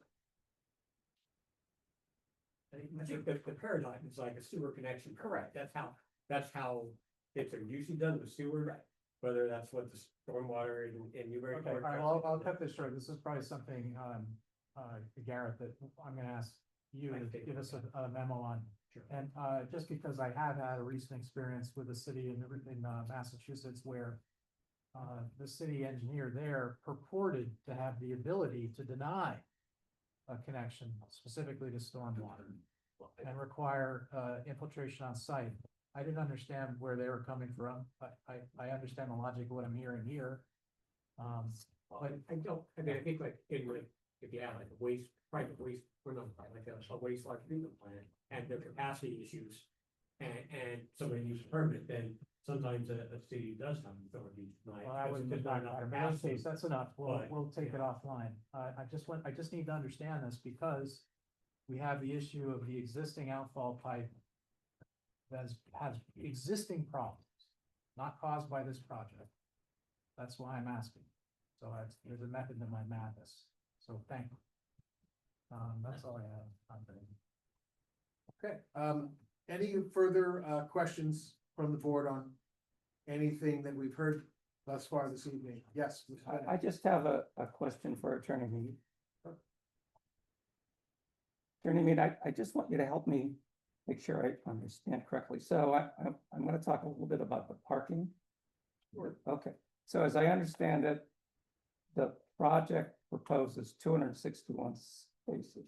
That's what I find in your presentation. That's correct. Okay. Yeah. And you calculated that, or the project, you or your team calculated that, looking at the smart growth zoning district requirements. Is that correct? Correct. Okay. Our goal was to, I don't know, again, I don't have the exact number because I don't have our breakdown in front of me, but the goal was to get as close to the smart growth requirements as we could. Okay, I guess that's what I'm trying to get at. Do you meet the smart growth zoning district requirements? Are you asking us for a waiver? We are. Because you you used very artful language in answering this earlier, and it prompted my curiosity about it. So I'm not trying to, I just want to know. Yeah, so our ratio is I see. overall is 1.23. I see right? that, yes. And so I will get you the breakdown of and I was doing this back because the question was asked earlier. I didn't have our calculations in front of us. And so I was pulling it together to be able to address the number of parking spaces we provided. But we do have a breakdown of the number of 1-bedroom units, the number of 2-bedroom units, the number of 3-bedroom units. Right. So we will apply those ratios and give you the exact number. The reason we asked for the waivers, because we're not in the smart growth district. Right. Right. So I that's why understand we that. asked for the waiver. I understand. Right. So I guess my question would be, if this project, let's put aside this being a 40B project. Sure. So what parking requirements would our zoning ordinance mandate with respect to a project of this size? In this district. Yes. In the shopping center district. Yes. It wouldn't because you can't build Okay. multifamily in the shopping center. Okay, district. thank you for that. All right. So we default to the smart growth zoning district. That's what we did because it's the most reasonable comparison. Okay, but I take it they're probably, well, you tell me. This structure could be built in other areas of the city where the smart growth zoning district would not apply, but it would be in another district and there might be a different calculation for parking. My question clear? So yes and no. So Okay. this project could only, the closest would be the smart growth district. That would be the only place in the city that this project could possibly be built. Cool. But it doesn't meet all of those requirements. I understand. Right. So when you say it would be the closest, meaning, expand on that, meaning there's no other place in the city where a project of this size would be constructed except for in an area designated smart growth district? That's correct. The city doesn't allow it in their zoning. Okay. So certainly you can't build it in the shopping center district, let's say. Right. That's what you've told me. So we have to look at the best analog to calculate parking. Correct? Correct. And that best analog is the smart growth district. Correct. Is that what They're you're telling large me? multifamily structure. Okay. And there are no other districts that would permit such a large project within the city zoning ordinance. That's correct. Okay, The only place would be the R3 district, which is downtown. okay. Okay, well, okay. So There's not enough area. I got you. I got you. Through the But- chair, just to put Greg out of his misery. Yeah. Bowler actually gave the numbers. If you, Oh, good. it's on their Thank you. plan, they gave them to you. So Okay. you don't have, we have to, if you were doing the vanilla parking requirement for the rest of the city, it would be 319 spaces. Just so you know. So that's. So if you were to build this in the R3 district, you'd need 319 spaces. You're right. Okay, Correct. gotcha. Thanks. Mr. Hardin. Okay, Um, so, Please continue.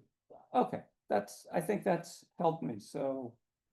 The R3 district would permit such a construction, the parking would be 300 and some spots.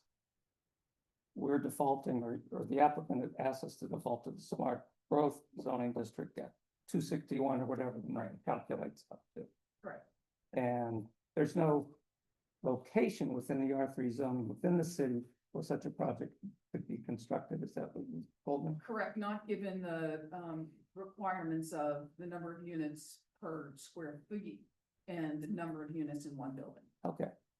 Well, yeah, so I look at the smart growth zoning numbers, which, I mean, city council approved them, so you indicate the proposal is for 1.23 units per parking spot per unit. Correct. And that's On calculated average. on average. Right. 1 per 1 bedroom, 1.3 per 2 bedroom, and 1.5 per 3 bedroom. Correct, that's correct.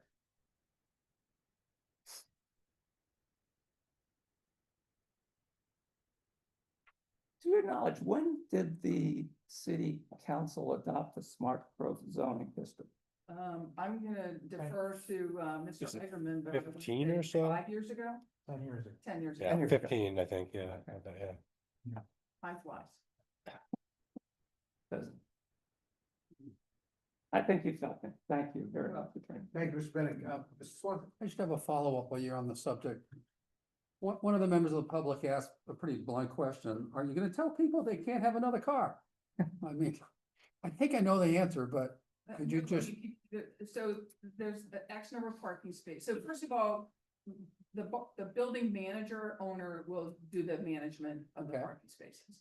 But typically, you know, when you get your unit, you know how many spaces you're gonna get, and that's how many, that's it. oh, I see. So you'll divvy them up that way. Correct. So essentially, you might tell somebody they can't have another car if they already have this number for their Right. unit. My other question is, I live on a small street with 20 houses in Newburyport. But every day, every time you look out, there's probably an Amazon truck or a, you know, UPS truck or whatever. Right. And this building has 10 times as many units as my little street. So I guess my question is, where are all these trucks gonna pull up? If there's like, on any given time, there's 3 of them on site. There might be one in that little circle, but then where are the other 2? Well, I think that, so I'm gonna let Randy address that because we did provide a swept analysis for that. And more than one can fit in there, but I'm gonna let Randy address it because it's been redesigned a little bit. As you Yeah, know. I'm just thinking, it's a nice place. If I'm the first one, I can say I can get in there, but I'm not sure I'm gonna get parked in if I'm a delivery truck. So that's kind of what I'm wondering. You know, I will, so I'll let Randy address that, but there's a pretty big parking area out there also that if it's full, that an Amazon truck or FedEx truck or something. they just can park at in. Shaw's or something, sure. Right, Okay, they don't have to go to Low Street. okay. Yeah, I guess, is the question, are you wondering how many vehicles? I'm just wondering if there's 4 delivery trucks in one, at one time, where does the 3rd and 4th one park? I think they'll need to go to the next available space outside of that drop-off area. Which is that in your area or is that in the, like, Shaw's? I mean, I think it would be in our area. There's some headed parking spaces outside, along the north side of the building. I can go into one of those spaces. yeah, they're kind of small, and these trucks are big. So I can't imagine them trying to get into one of those little spaces. Yeah, I mean, but I would just say that some of those drop-off vehicles are pretty small. Some are small, but Some it's are amazing small. how many aren't gonna fit in a single parking space. Anyway, it's just a question I have. I don't know if you could think about it, but it just. If my little street, there's usually somebody delivering something. I gotta believe with 200 units. There should be a plan for it. Yeah, and I know there's an area in the back too, where there's the 23 surface parking spaces that's intended for use by. So so people would be dropping packages in the back there?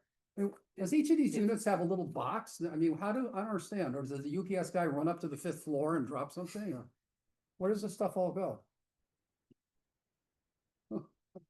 Rich Kaplan, 381 Main Street, Newton. To answer the question, you have one or two, let's say you have 4 or 5 delivery trucks at the same time. They'll come into the circle. They'll also remember there's head-in parking in front. Yep. They'll park there, or they will park in the parking lot, or they will park in the back. That's a service. There is a service entrance. They'll go in and through the service entrance with the packages with their, you know, And you can drop packages there for, not in the back. They have to go into those, but they can park there and take them in somewhere. But do they have to go like up to the 5th floor? yeah. There's a mailroom. Right. I see. All right, it just, I mean, there's plenty of access. we just never Plenty of- thought there's plenty through. of Parking, plenty of access. This world we live in, there's so many delivery vans and some of them are big. I appreciate you It all talking about depends it. on the furniture, packages, but there is plenty of parking plenty of parking for, delivery. But if they wind up parking, not in the easement, but on what is, I guess, your land, your Port Plaza, the owner of Port Plaza. Yeah, that's temporary parking, that's not a problem. Since it's just temporary. Yeah. Okay, because I can imagine them pulling up there Yeah. for some of these So, larger yeah, it trucks. has to be out of the way, obviously. They Yeah. can't just block. Right, and they usually only stop for 10 minutes. Yeah. Yeah, all right, thank you. All right, yes, Mr. Bennett. May I ask Mr. Kaplan a question? Would that be all right? Absolutely. Thank you, Mr. Kaplan, and I appreciate your application. I do, it's positive for the city. Hopefully we'll get through this, we'll see where this all takes us. I just had one question. There's been a lot of discussion about the size, and I know our jurisdiction is circumscribed to a certain extent regarding that. Any concerns we have has to be related to a legitimate concern that the community has regarding health, safety, welfare, and life. And we're probing that, traffic and stormwater and those issues, which we've beat to death, actually. But I wanted to ask you, your thinking regarding the absorption rate for a project of this size, and how have you perceived that, or have you given that some thought? I suspect you did, you're a competent developer. Could you comment on that? Sure.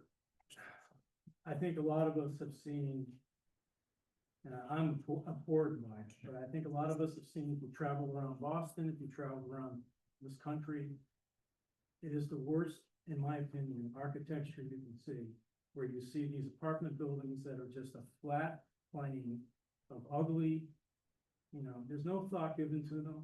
And that, I hate them, I can't stand them, and I would never allow that to be in Port Plaza, and that's why I wanted to put the U-shaped driveway in. I wanted the different materials in the brick, because people make fun of Port Plaza.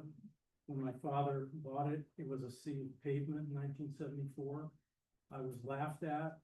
I think I said this before, when I wanted to plant trees and plantings and put barriers. Everybody thought that was ridiculous. You can't do anything today without doing that. I'm very conscious about architecture. I'm very conscious about how it looks and how it's going to work. The U-shaped driveway. Excuse me, maybe my question wasn't clear. It's the density. Well, no.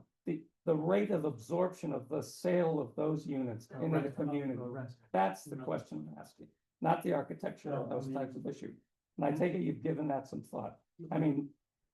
It does the community no good to have a 200-unit elegantly designed complex, and there's no thought given to the absorption of those units into the community. My understanding that there is demand, that units owned by Minco down the street are in demand, and our analysis of the marketplace. We've had potential developers contact us, many who have wanted to be here for years. And we think that the market is excellent for, Newburyport because of transit, the location, proximity to Boston, the historic nature of it, it's a nice and beautiful city. I think, yeah, we're not worried about the absorption. Just so we conclude this, I appreciate that, so, Sure. I mean, your conclusion in that regard is based more kind of on anecdotal information, your skills as a developer, your information you've perceived and received. Did you undertake any analytical analysis or look at absorption rates in the city? I'm just curious about that. Well, we will probably be partnering with a developer. Okay. To do this, because we developed apartments in Connecticut, and we had them for 40 or 50 years. We recently sold them a few years ago, but we managed those. In this project, we'll probably be partnering with a developer who does this all the time. It's not, we don't build all the time apartments, so we could do that again, but I'm getting older, and I think it's gonna be more appropriate to partner with a developer who's done this, and many developers have done their studies, and they are very eager to do this, which tells us that this is, no one wants to build for vacancies. So that's your point. Right. And we wouldn't be getting interest from all of these people across the United States to build this, and we're controlling what's getting built, unless they felt that vacancy rate would be very low, and the demand is very high. Okay. Because I assume we'll bring more people into the area. We're not here now. I'm Who just, wants to be here? Yes, that's a good. this is a major project with significant costs. I assume some analysis was undertaken to make sure it's gonna be a success, and that's what I'm asking you. Okay, Mr. Bennett, thank you, and Mr. Kaplan, thank you. Further questions from the board on anything that we've talked about this evening or any previous evening, honestly? I'm going to pause then questions from the board and go back to public comment before we continue. I want to begin public comment this round with online, because I see a hand that's raised online, Mr. It looks like and Owen Smith. Owen Smith, if you can hear us, if you could kindly unmute your mic, we'll do the same, and we're happy to hear from you. Yeah, good evening, Owen Smith, 175 Story Avenue. Kind of want to address two things. First, the developers or the applicant's statement about the impossibility of building a ADA sidewalk at Story Avenue. I looked at the CMR, and it says for sidewalks along public ways, you're you only require, it's only required to be 5%. Otherwise, it could be considered a slope walkway. So I don't understand why that's not possible. Is it cost or is it convenience? But I figured that it might be prudent to have the peer reviewer look at that claim, because I don't believe it. We have sidewalks all over the city at steeper grades than 5%, and there's a carve out in the CMR covering that. And then secondly, just to address some of the pedestrian circulation and transit use, it was mentioned earlier that transit and pedestrian trips would count as one because the buses would be on Low Street. So it sounds like this project will cause a major pedestrian circulation change on Low Street related to transit buses, which can cause backups. So would it be prudent to introduce bus pull-offs for school buses and for transit buses to minimize traffic queuing when they're picking up their passengers? Thank you. Thank you, Mr. Smith. I'm going to take a point of personal privilege as chair and ask if we could ask the applicant. Attorney Mead, Mr. Smith had just raised a point that I think it's worthy of us addressing regarding the CMRs insofar as the, we'll say, the accessibility compliance requirement on 5 or plus grade percent or 5 or plus percent grade. and the ability to install a sidewalk. Do you want to address that? No, because I haven't read the CMRs recently, and obviously Mr. Smith has, so, I think that the earlier response is we'll relook at it and get back to you as well.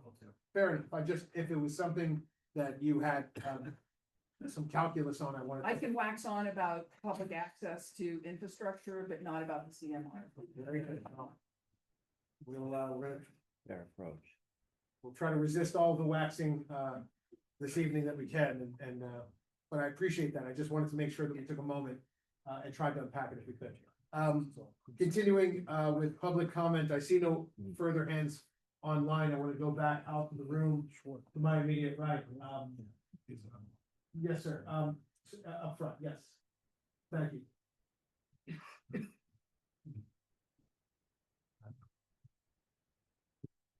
Hi, Rick Tater from County Debt District, Newburyport. Oh, can you turn it on for? Just please. There you go, Mr. Painter, you have it. Thank you. I just, going back, continuing with this, question about the access to Story Avenue. I think it's very important to try to do this. And one suggestion I would make, just to throw out there, is to consider a series of, switchbacks that are connected by short flights of stairs. So that would give you the grades you need to meet the ADA requirement, but also a short route for those who don't need that. And the example I would use is the series of switchbacks and stairs that connect the corner of Summit Street to the middle school. That accomplishes the ADA requirement, but also gives a straight access for those who don't need the ADA requirement. Thank you, Mr. Taser. Any further comments in the room? Yes, I'm sorry if I don't understand. no, quite all right. If you could just project, we'll make sure. I'll do the best I can. Yeah, and please feel free to stay seated if you wish. Thank you very much. First of all, I'd like to say the building is absolutely beautiful. The site plans are beautiful. Everything is wonderful. And when I saw the courtyard with that gorgeous pool, I'm going to leave here tonight with an application for housing there. Secondly, I think this project is way too massive. Absolutely, after hearing all the comments and knowing the area intimately, it is way too big for this area. This is a beautiful project. I don't know anything about building, but on probably 5, 10, 20, 30 acres, wherever. I think you have to take very, very seriously what I know you do, but I'm gonna say it anyway. What these citizens have said, knowing the area, they shop there, they walk it, they try to walk there. They shop there, and one thing I didn't mention earlier, the number of kids that have increased unbelievably over the last 2 years, riding bicycles. Riding bicycles 4, 5, 6, 7 together at a time, every day, through the plaza, through the shopping centers, through that whole area. I didn't even think of it until I heard other people talking about other things going on. I cannot believe that Newburyport will put this project of this size on Low Street with access into Low Street and all that these people have talked about. I find this inconceivable, as gorgeous as it is. And as I said, when I saw that courtyard with the pool, I'm in. But other than that, please build it somewhere else, please. Thank you, Mr. Barone. Any further comment in the room? Yes. And then I'll come over to the side. Yes, if you don't mind. Thank you. Thank you, Mary July, 33 Elmira Ave. I don't know if you could indulge me with just a picture again of the parking lot with the walkway. Sorry, which? The sidewalk that we're talking about. This? The Oh, sorry, up to Story Ave. Yeah, sorry. Yeah, sorry. Bear with me a second. Yeah. The design here looks like it's taking the sidewalk and trying to keep it along you go to that left side, is trying to tuck it along the buildings. And then when you go in front of that building where the blue is, adjacent to that pink crosswalk, that's where your issue is when it comes to ADA accessibility, if I understand correctly. And so I'm curious why there isn't consideration to just bring that green line, take that green line, maybe jog it to the right, and then go straight up, right, exactly where Andy just dragged the mouse, and go up that area. I would imagine we wouldn't have that same issue, and it seems to make the most sense for how you would actually work. I understand bringing them by the building, because it's gonna go to the store, but is there a consideration for potentially bringing that straight up along that roadway? Even if it means, as Mr. Tracy, one of the people who spoke earlier, talked about potentially eliminating one of those two inbound lanes. Very good, thank you.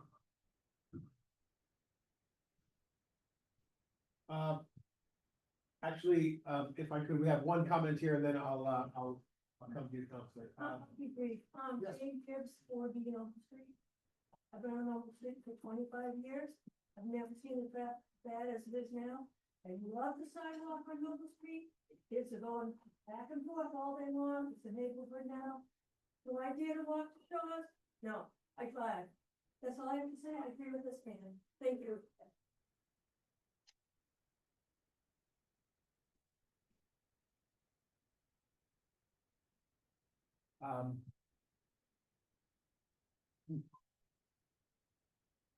I don't need that.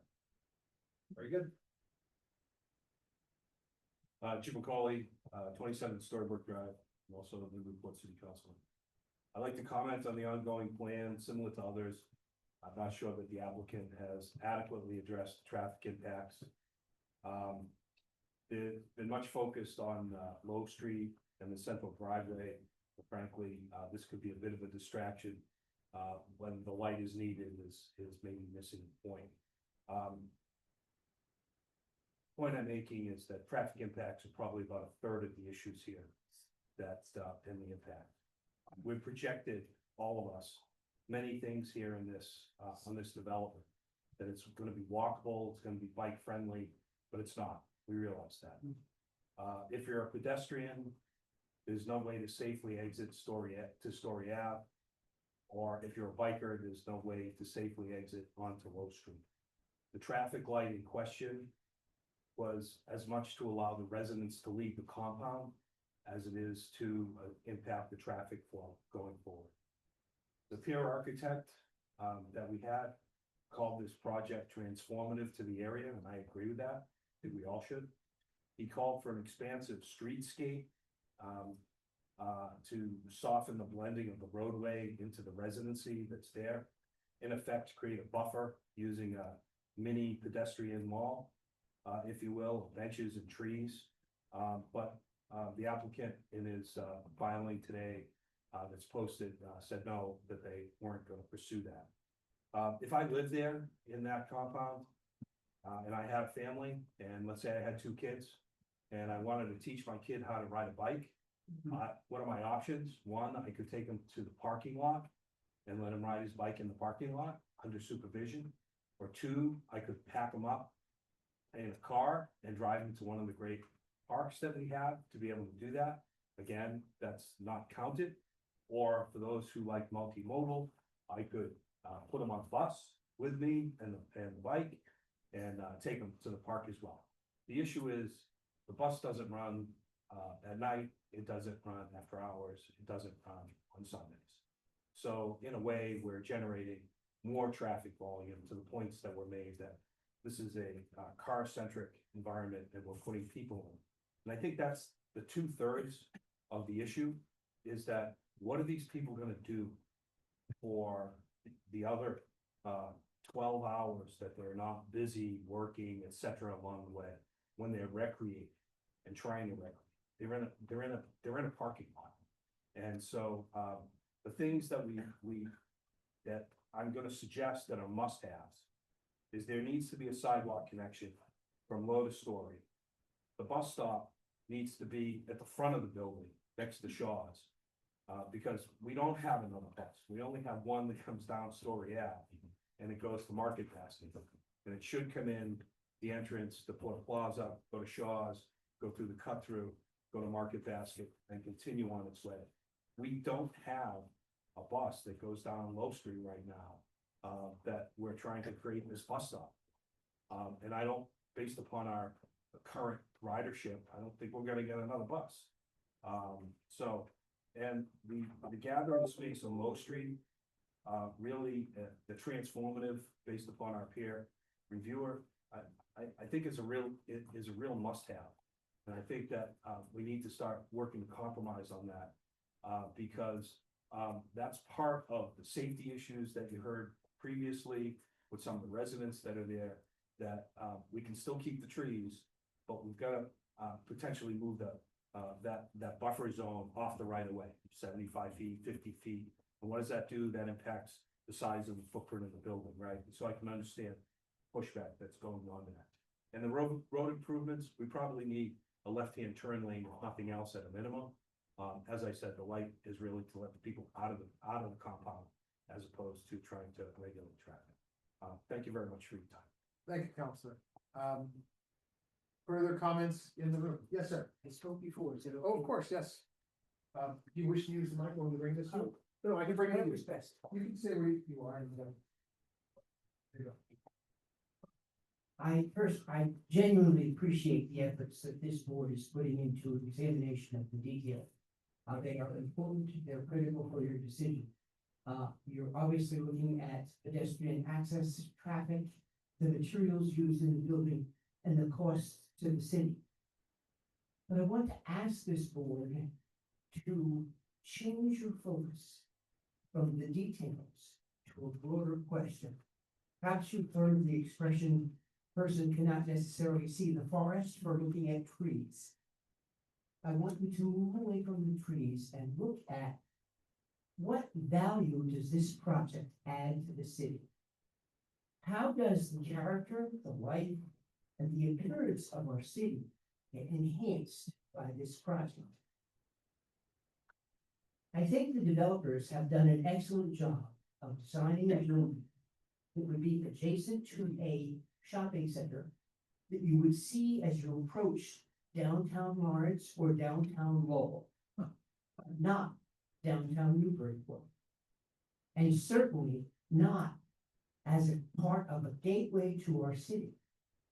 I think that it would be much better for the city to encourage retail outlets to occupy the space of the existing Kmart building, or to simply renovate the existing building with whatever number of units could fit in there to provide low cost or affordable housing.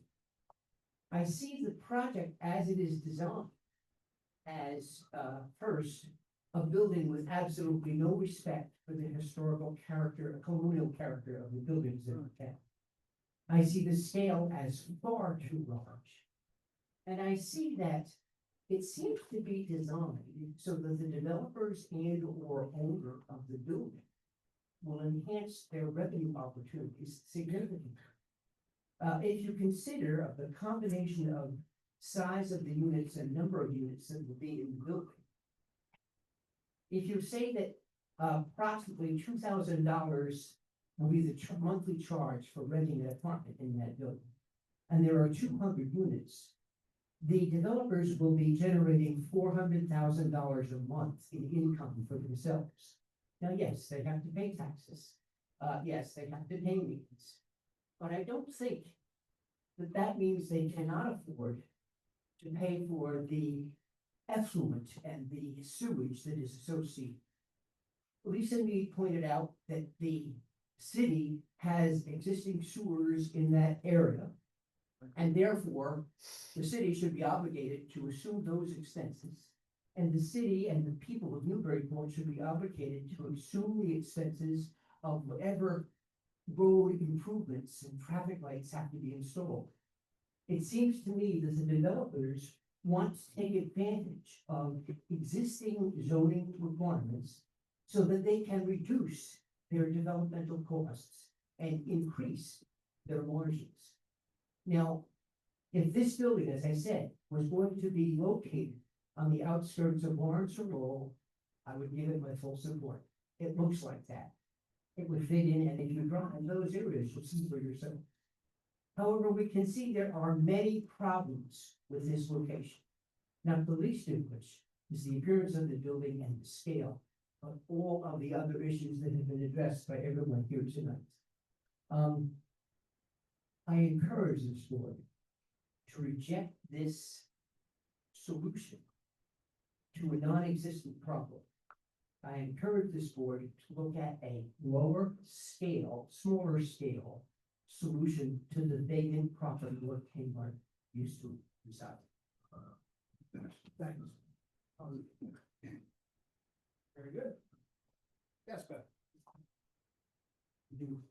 Yes, Very good. I just wanted to make a quick factual statement about in-and-out buses. Name and address. Beth Stroud, 144 Low Street. Sorry. Quick point of fact about the MIVA bus routes, the number 11 express bus from Lawrence comes directly down 113, stops at Story Ave and Low Street and continues down Low Street. So there is in fact a bus that comes that way. It is, because it is an express bus, does not make any sense for it to turn into Shaw's, and it would go past Market Basket. That is not the route that this bus takes. While I'm here speaking about the MIVA routes, I also don't think that current ridership is necessarily the benchmark that we would be thinking about when this building goes into place. It's very reasonable to expect that as MIVA, looks at their routes, that they would want to expand this service. And one of the things that makes this project worthwhile in this spot is because we have that transit. Encouraging people to use transit reduces the traffic. It doesn't bump it up. So I personally am looking forward to making this as friendly for MIVA buses, whether they're full size, whether they're mini MIVAs, as friendly as we can. And they do have bike racks on them so people can get their kids to other places to ride bikes. Thanks. Thank you very much. Further comments in the room? Could I just thank this gentleman that spoke before this lady? He was so eloquent, but I'd just like to make, I think, one correction. The affordable rentals, if I heard correctly, were somewhere between around $2,500 a month. The affordable rentals, not the other 70%, which I'm sure will be in the $3,000, $4,000, and $5,000 a month range. And if I'm wrong, the developers can tell me right now that I'm wrong. Thank you very much. Thank you, and it's Mr. Perone, yes? Yes, Thank you, sir. I'm sorry, John. No, that's quite all right. Attorney Mead, yes. Thank you, Mr. Chair, for indulging me during this section, because I want to, there's been a number of comments related to how much money the developer is going to make and, what it's going to cost to build it and how they're going to, fly off into heavens with, money flying everywhere. Part of the comprehensive permit requirements limits a developer to the amount of profits they can make.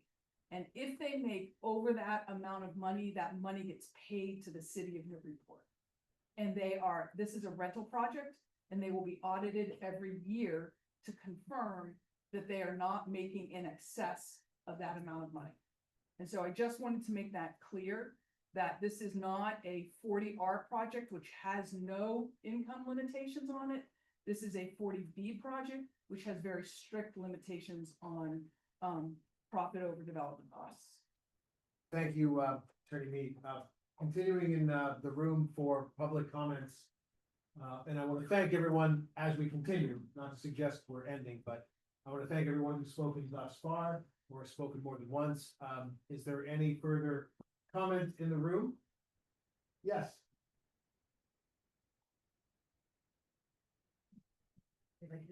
Oh, you got to turn that on. Thanks. I think perhaps it might be helpful, maybe, I know it's 9:55, but I think a lot of people here that are talking about density didn't have the advantage of the question that I asked at the last hearing. It might be helpful to clarify that this is a friendly 40B. There's already development agreement in place, that the ability of the ZBA to reject this permit is limited, and you know, it might just be helpful to set that context where it's appropriate to do that. If the 212 units is pretty much a fixed number based on what has been negotiated to date.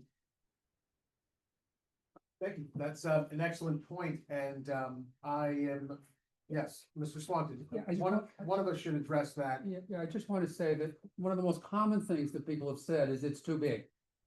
And I think better to have our attorney say what our ability is here to make it smaller, because we are quite limited. So perhaps if you could address this, you could do it better than I. Please address the question. Everybody's saying that, isn't it way too big? Do something about it. But what can we do? So it's complicated, and I mentioned earlier about one of the things, this project, when it gets approved, you reach your 10%. And that gets you out of the rules that are applying here. The rules that apply here are this developer goes to a state agency, pro forma that puts profit and number of units, and that state agency approves that, then comes to the board. And the board's ability to decrease the number of units is very limited. If it tries to decrease the number of units, consider making the project uneconomic, and then it really has to prove a very high, public health issue or something. Otherwise, there's really no way to reduce the number of limits. If the city does get past that 10%, then there will not be other 40B projects, and all the regular zoning rules will be back in play. I don't know if that fully answers the question. If I can dovetail on that, and I appreciate Attorney Orsman. When it comes to 40B, it is true that we as a comprehensive permitting body stand in the shoes of every board and commission of our fine city, whether it be conservation, planning, historic. We deal with, as a permitting body, in areas that are centric and specific to subject matter that this board never ever deals with, ever. As a zoning board of appeals, we find ourselves saddled with the responsibility, the duty to deal with and foil in subject matter that requires us as a board to seek the professional guidance of peer review experts, which is why the statute by the men and women that make up our general court in Boston, our legislature, have set out the calculus and pro forma of 40B by which we have to hold ourselves accountable. We are entitled to require and align the applicant to pay for these experts, to allow us as a board working outside of our silos of expertise to at least aspire to have the expertise through the experts of others. That's why we enlist the expertise both under the roof at City Hall, our department chairs like our city engineer, our conservation agent or our conservation department, our planning department, as well as our building committee, like Mr. Earl, who's sitting in the room. And then beyond the four walls of our City Hall, you specific experts like our traffic and parking engineers who counsel us to be able to guide our review of expertise that is being put before us by the applicant. That is why TEC, our parking and traffic engineer, helps us understand the information that's being provided by Venice, so that we have a hope of understanding it as lay people, aspiring to be experts in an area where we really don't bear that organic expertise. But in this context, there are things we can do and things we cannot do. And it's important to sort of speak to the, dare I say, the elephant in the room. We will hear you with empathy, as is, our role, but also as is our duty as fellow human beings in the world. We are residents just like you. We sit at these tables as appointed volunteers. And so we have a duty in that respect, and we understand that. But as we go through this, it's important to understand that what we cannot do is upturn the pro forma that's in place under 40B, and specific to that is the density, which has already been determined. we do have the power as a city under 40 to attempt to guide and refine and finesse a project. But we are limited in our ability to do so, as is any zoning board of appeals in any city with or town within the Commonwealth.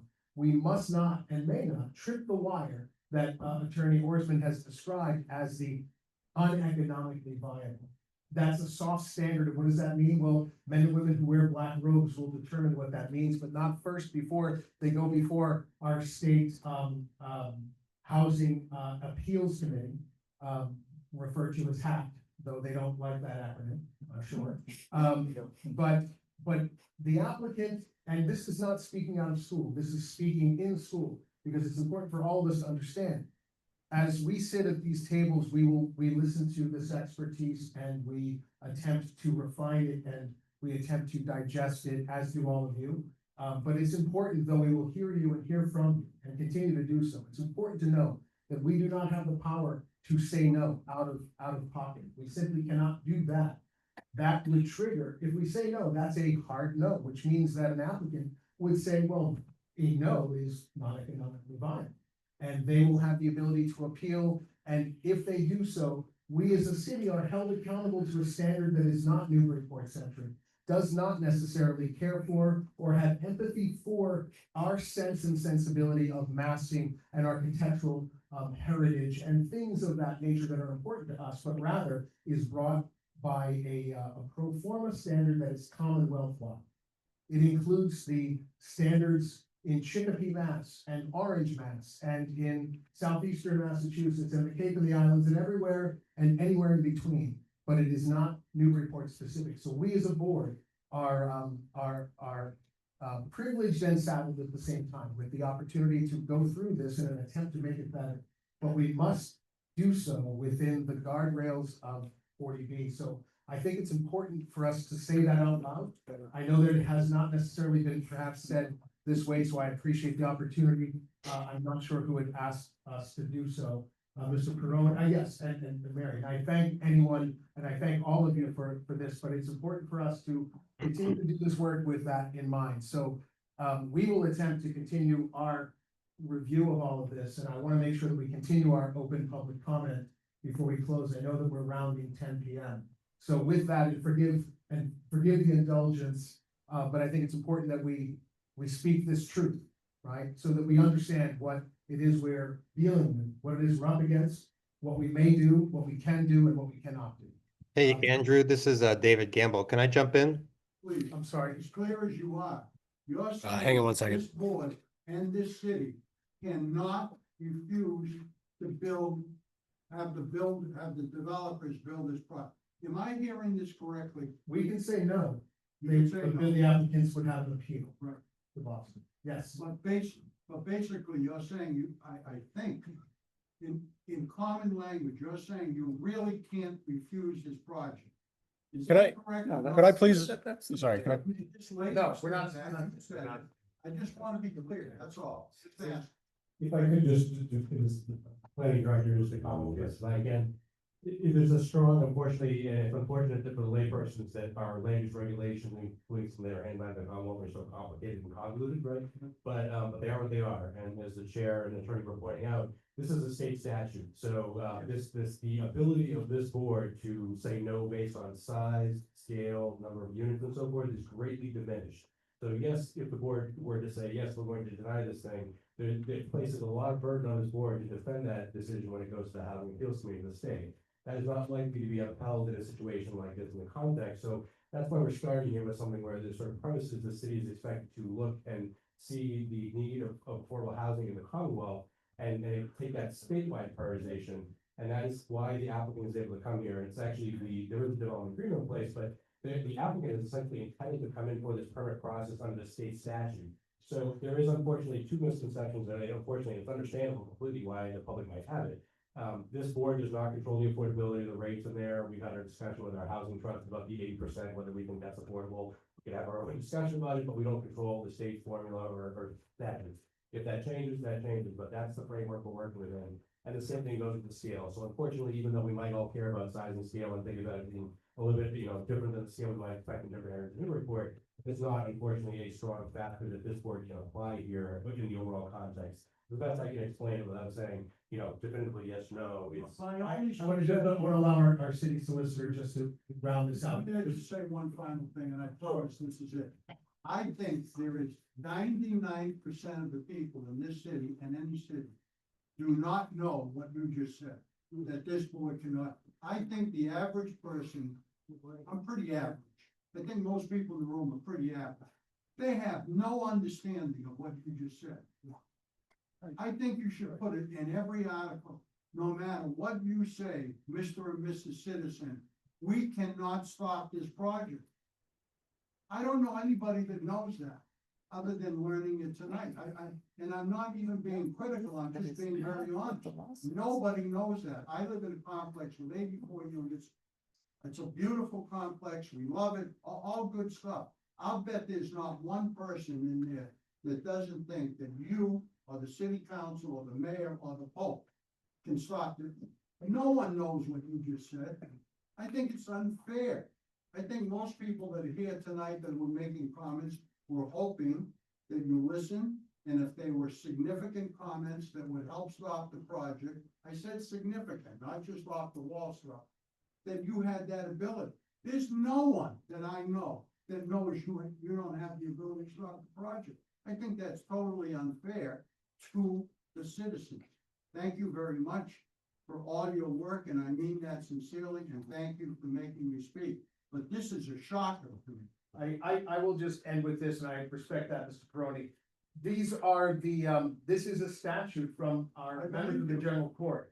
So I will say that, I agree with you. You are likely correct.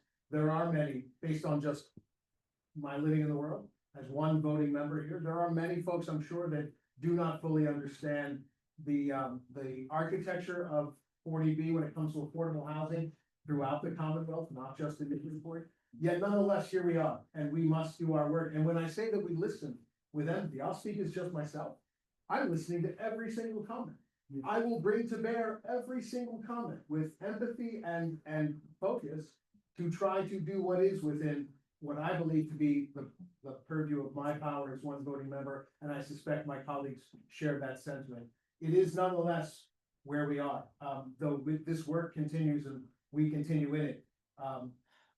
Within the guardrails that are that the men and women that have been elected to our general court have given us through the 40B statute, that's where we are. And I do respect everyone's comment. I'm totally shocked, but I am totally shocked that you people of the city, et cetera, do not have the ability to stop a project. I am totally shocked. And you said many people don't understand. I'd like to repeat what I said. I'll guarantee 99% of the people in this city, people that are average, knowledgeable people, have no idea that you cannot stop a project. None. Thank you very much. I appreciate all your time. Quick questions. If I may, sir, I'm gonna let our council speak and then we'll continue. Thank you. This statute, has been in effect since 1970, it's been controversial for all the reasons that you just cited. The one thing I do want everyone to understand, these rules that constrain the zoning board only exist while this town has less than 10% of its housing under the subsidized housing industry.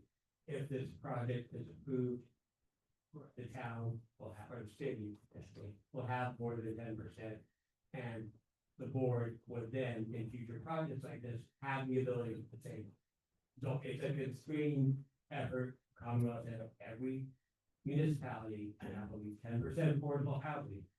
And if they hit that goal, then they get free of these constraints. Until they do that, they are subject to the constraints we're talking about. And so the project could be that game changer. And you would not be dealing with this in other areas where. Yes, sir. In the context of the law, does this board have the authority? In the context of the legal requirements, does this board have the authority to say to the developer, yes, we accept your project, but on the basis that it be in a different location? For example, No. where Boston Way, in that general area. Second question, if another developer approached the city with a proposal for this same property, would the board have to consider a second proposal that would result in accepting one, and rejecting another?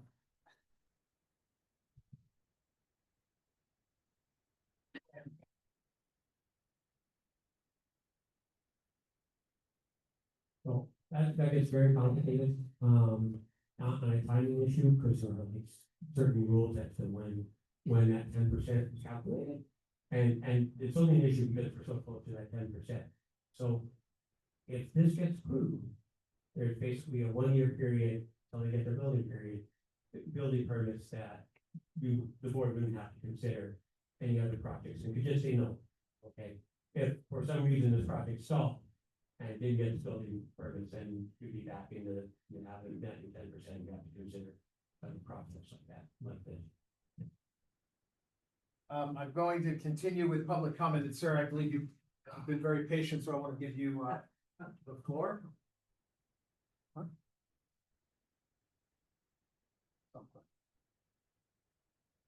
I think it's commendable that you guys, the zoning board, the developer and the owners are working together. This is, I think, what they call a friendly 40B. Because I'm gonna use simple terms here. No offense, guys, but you tend to overdo it sometimes. When this stops being a friendly 40B and becomes an adversarial 40B, what happens? In 1,000 words or less, please. Oh, your name, sir? Gary Roy. Thank you. Just where I know. Yeah. Thank you. That one works a lot. If it's not a friendly 40B, what you end up with a board decision that the applicant takes to a state agency called the Housing Appeals Committee that hears the case under laws and rules that generally favor the developer, and put a very heavy burden on the municipality to come up with a truly, remarkable reason for why it's denied the project. If it's just a question of economics, then, if you approve the project and the applicant takes issue with some of the conditions, then it's the applicant for that burden of proving that you've made the project uneconomic. And if it can do that, then the board has to come up with that sort of really high standard as to why it includes these conditions. So if you either way, either way. But if it becomes adversarial, the developer kind of has the ability to throw zoning regulations to the wind and do basically what they would like to do. Is that not correct?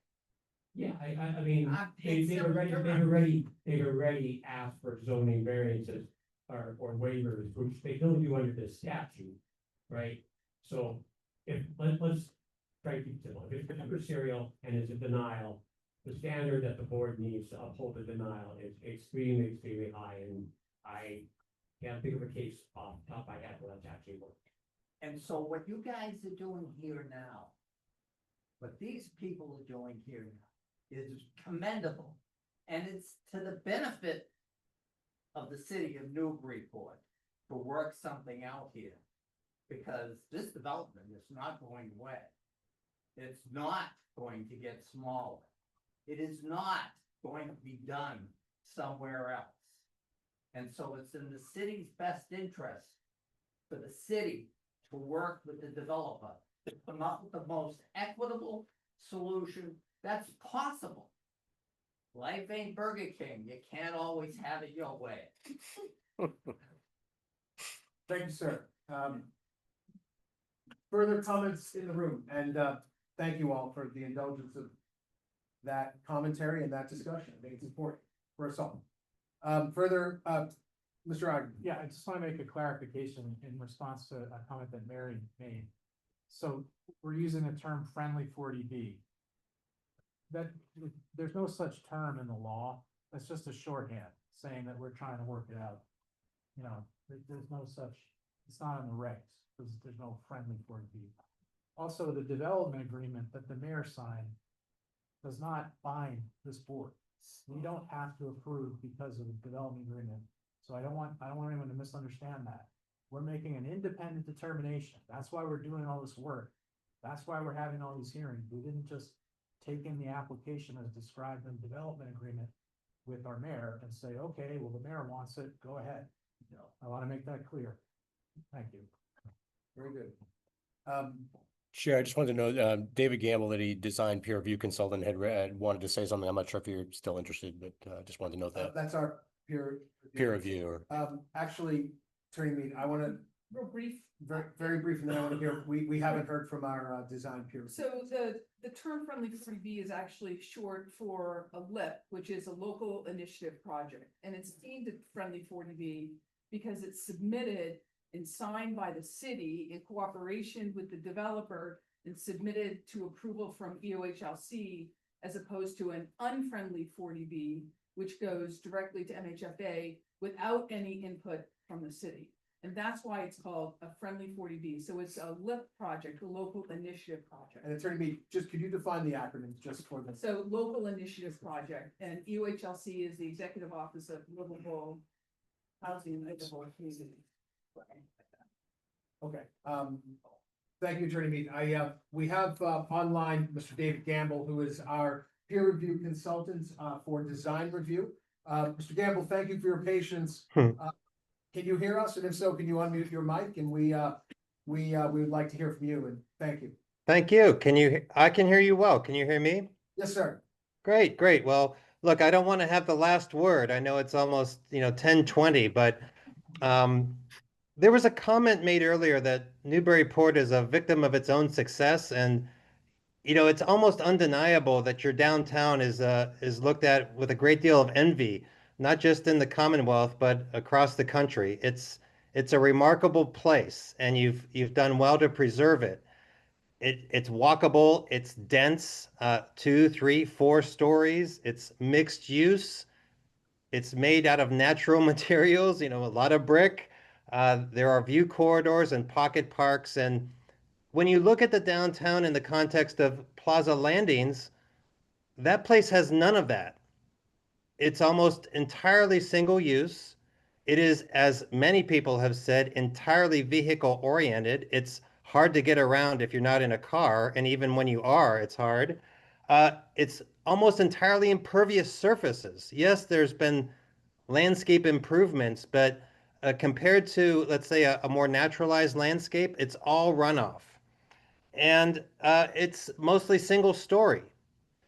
So look, we work mostly with cities. I teach urban design at MIT. I've written a book about rebuilding American cities and towns. I can assure you that this project will begin to transform a site that really, really needs it. It needs a mix of uses. It needs people living there. It needs some more green space. And not only has the developer, the applicant, been interested in these things, but he's been eager to make them happen. So from a design standpoint, do I think it's too big? No. Do I think that this area is going to continue to change over the next generation? Absolutely. And if my biggest criticism, and it's not something the board can control, is that the site is looked at in a little bit too much isolation. And these conversations about connectivity and open space and resiliency and tree canopy would be more productive if one could place this property in the context of the rest of Plaza Landings so that it could be looked at comprehensively. But again, that's not something that this board or even the applicant control because they're looking at one site. So I feel they've made attempts at addressing issues of scale. The vast majority of parking is hidden. If you make this building smaller, it'll actually make it more difficult to put parking below grade because you can't afford it. So there's a logic, not just a regulatory logic, but there's a design logic to making it fairly big, but put in some courtyards, break up the massing, have setbacks and step backs. And I honestly think they've done a fairly good job at that. So whether or not that adds assurances to abutters, I doubt it. but I can say that from an urban design and architecture standpoint, they're doing the best they can with what they have. Thank you, David. Thank you, David. All right, ladies and gentlemen, I think that I'm gonna pan the room one more time. If there's any further comments, I wish to hear them. We wish to hear them. If not, I will thank you for your public comment, your indulgence and your patience, but mostly your comments. It is important, an important part of our work. It's almost 10:20. So I want to bring it back to, Attorney Mead, was there anything further from the applicant for this evening? No, just a continuation date. Okay, is there anything further from the board before we undertake it? Very good. Do we have a date for continuation? So your next meeting is November 25th. Is that? Do we know how much, what's on that? It's full. free. It's full. That's full. So we have to go to the next stage. So your first meeting in December. December 9th. Okay. December 9th. Then do we have a motion to continue? Thank you, Mr. Eigenman. Do we have a second? Thank you, Mr. Swanton. Motion's made and seconded. Calling the roll on the continuation of 40B comprehensive permit project to December 9th. Mr. Swanton? Yes. Mr. Delat? Yes. Mr. Bennett? Yes. Mr. Eigenman? Yes. And I vote yes. That is 6 in the affirmative. The ayes have it. The motion, 5 in the affirmative. The ayes have it. The motion carries. Do we have a motion to adjourn? No, wait, minutes. Oh, yes. We're gonna move to minutes and approval. Ladies and gentlemen, for those of you packing up, I want to say again, thank you for coming out this evening, and we will be back at this work on December 9th. So we hope December 9th. So we hope you will join us. Thank you very much. Thank you. Okay, so we'll close the public hearings and go into our business meeting, which will be adoption and approval of the minutes. Do we have any comments on the minutes? There's just one typo, the architects. Gamble, like Oscar Gamble, so.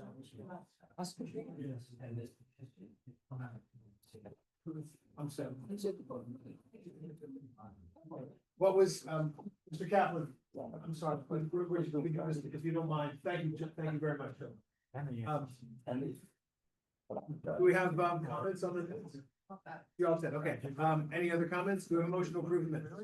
So moved. Thank you, and seconded. This is a voice vote. All those in favor say aye. Aye. Any opposed, no votes, abstention. The ayes have it. Motion carries. Minutes are approved. Thank you. We have a motion to adjourn. Yes. So All moved. right, thank you. All those in favor? Aye. No abstentions, no votes. The ayes have it. Motion carries. Thank you very much. Yeah, no, my mom was a good high school.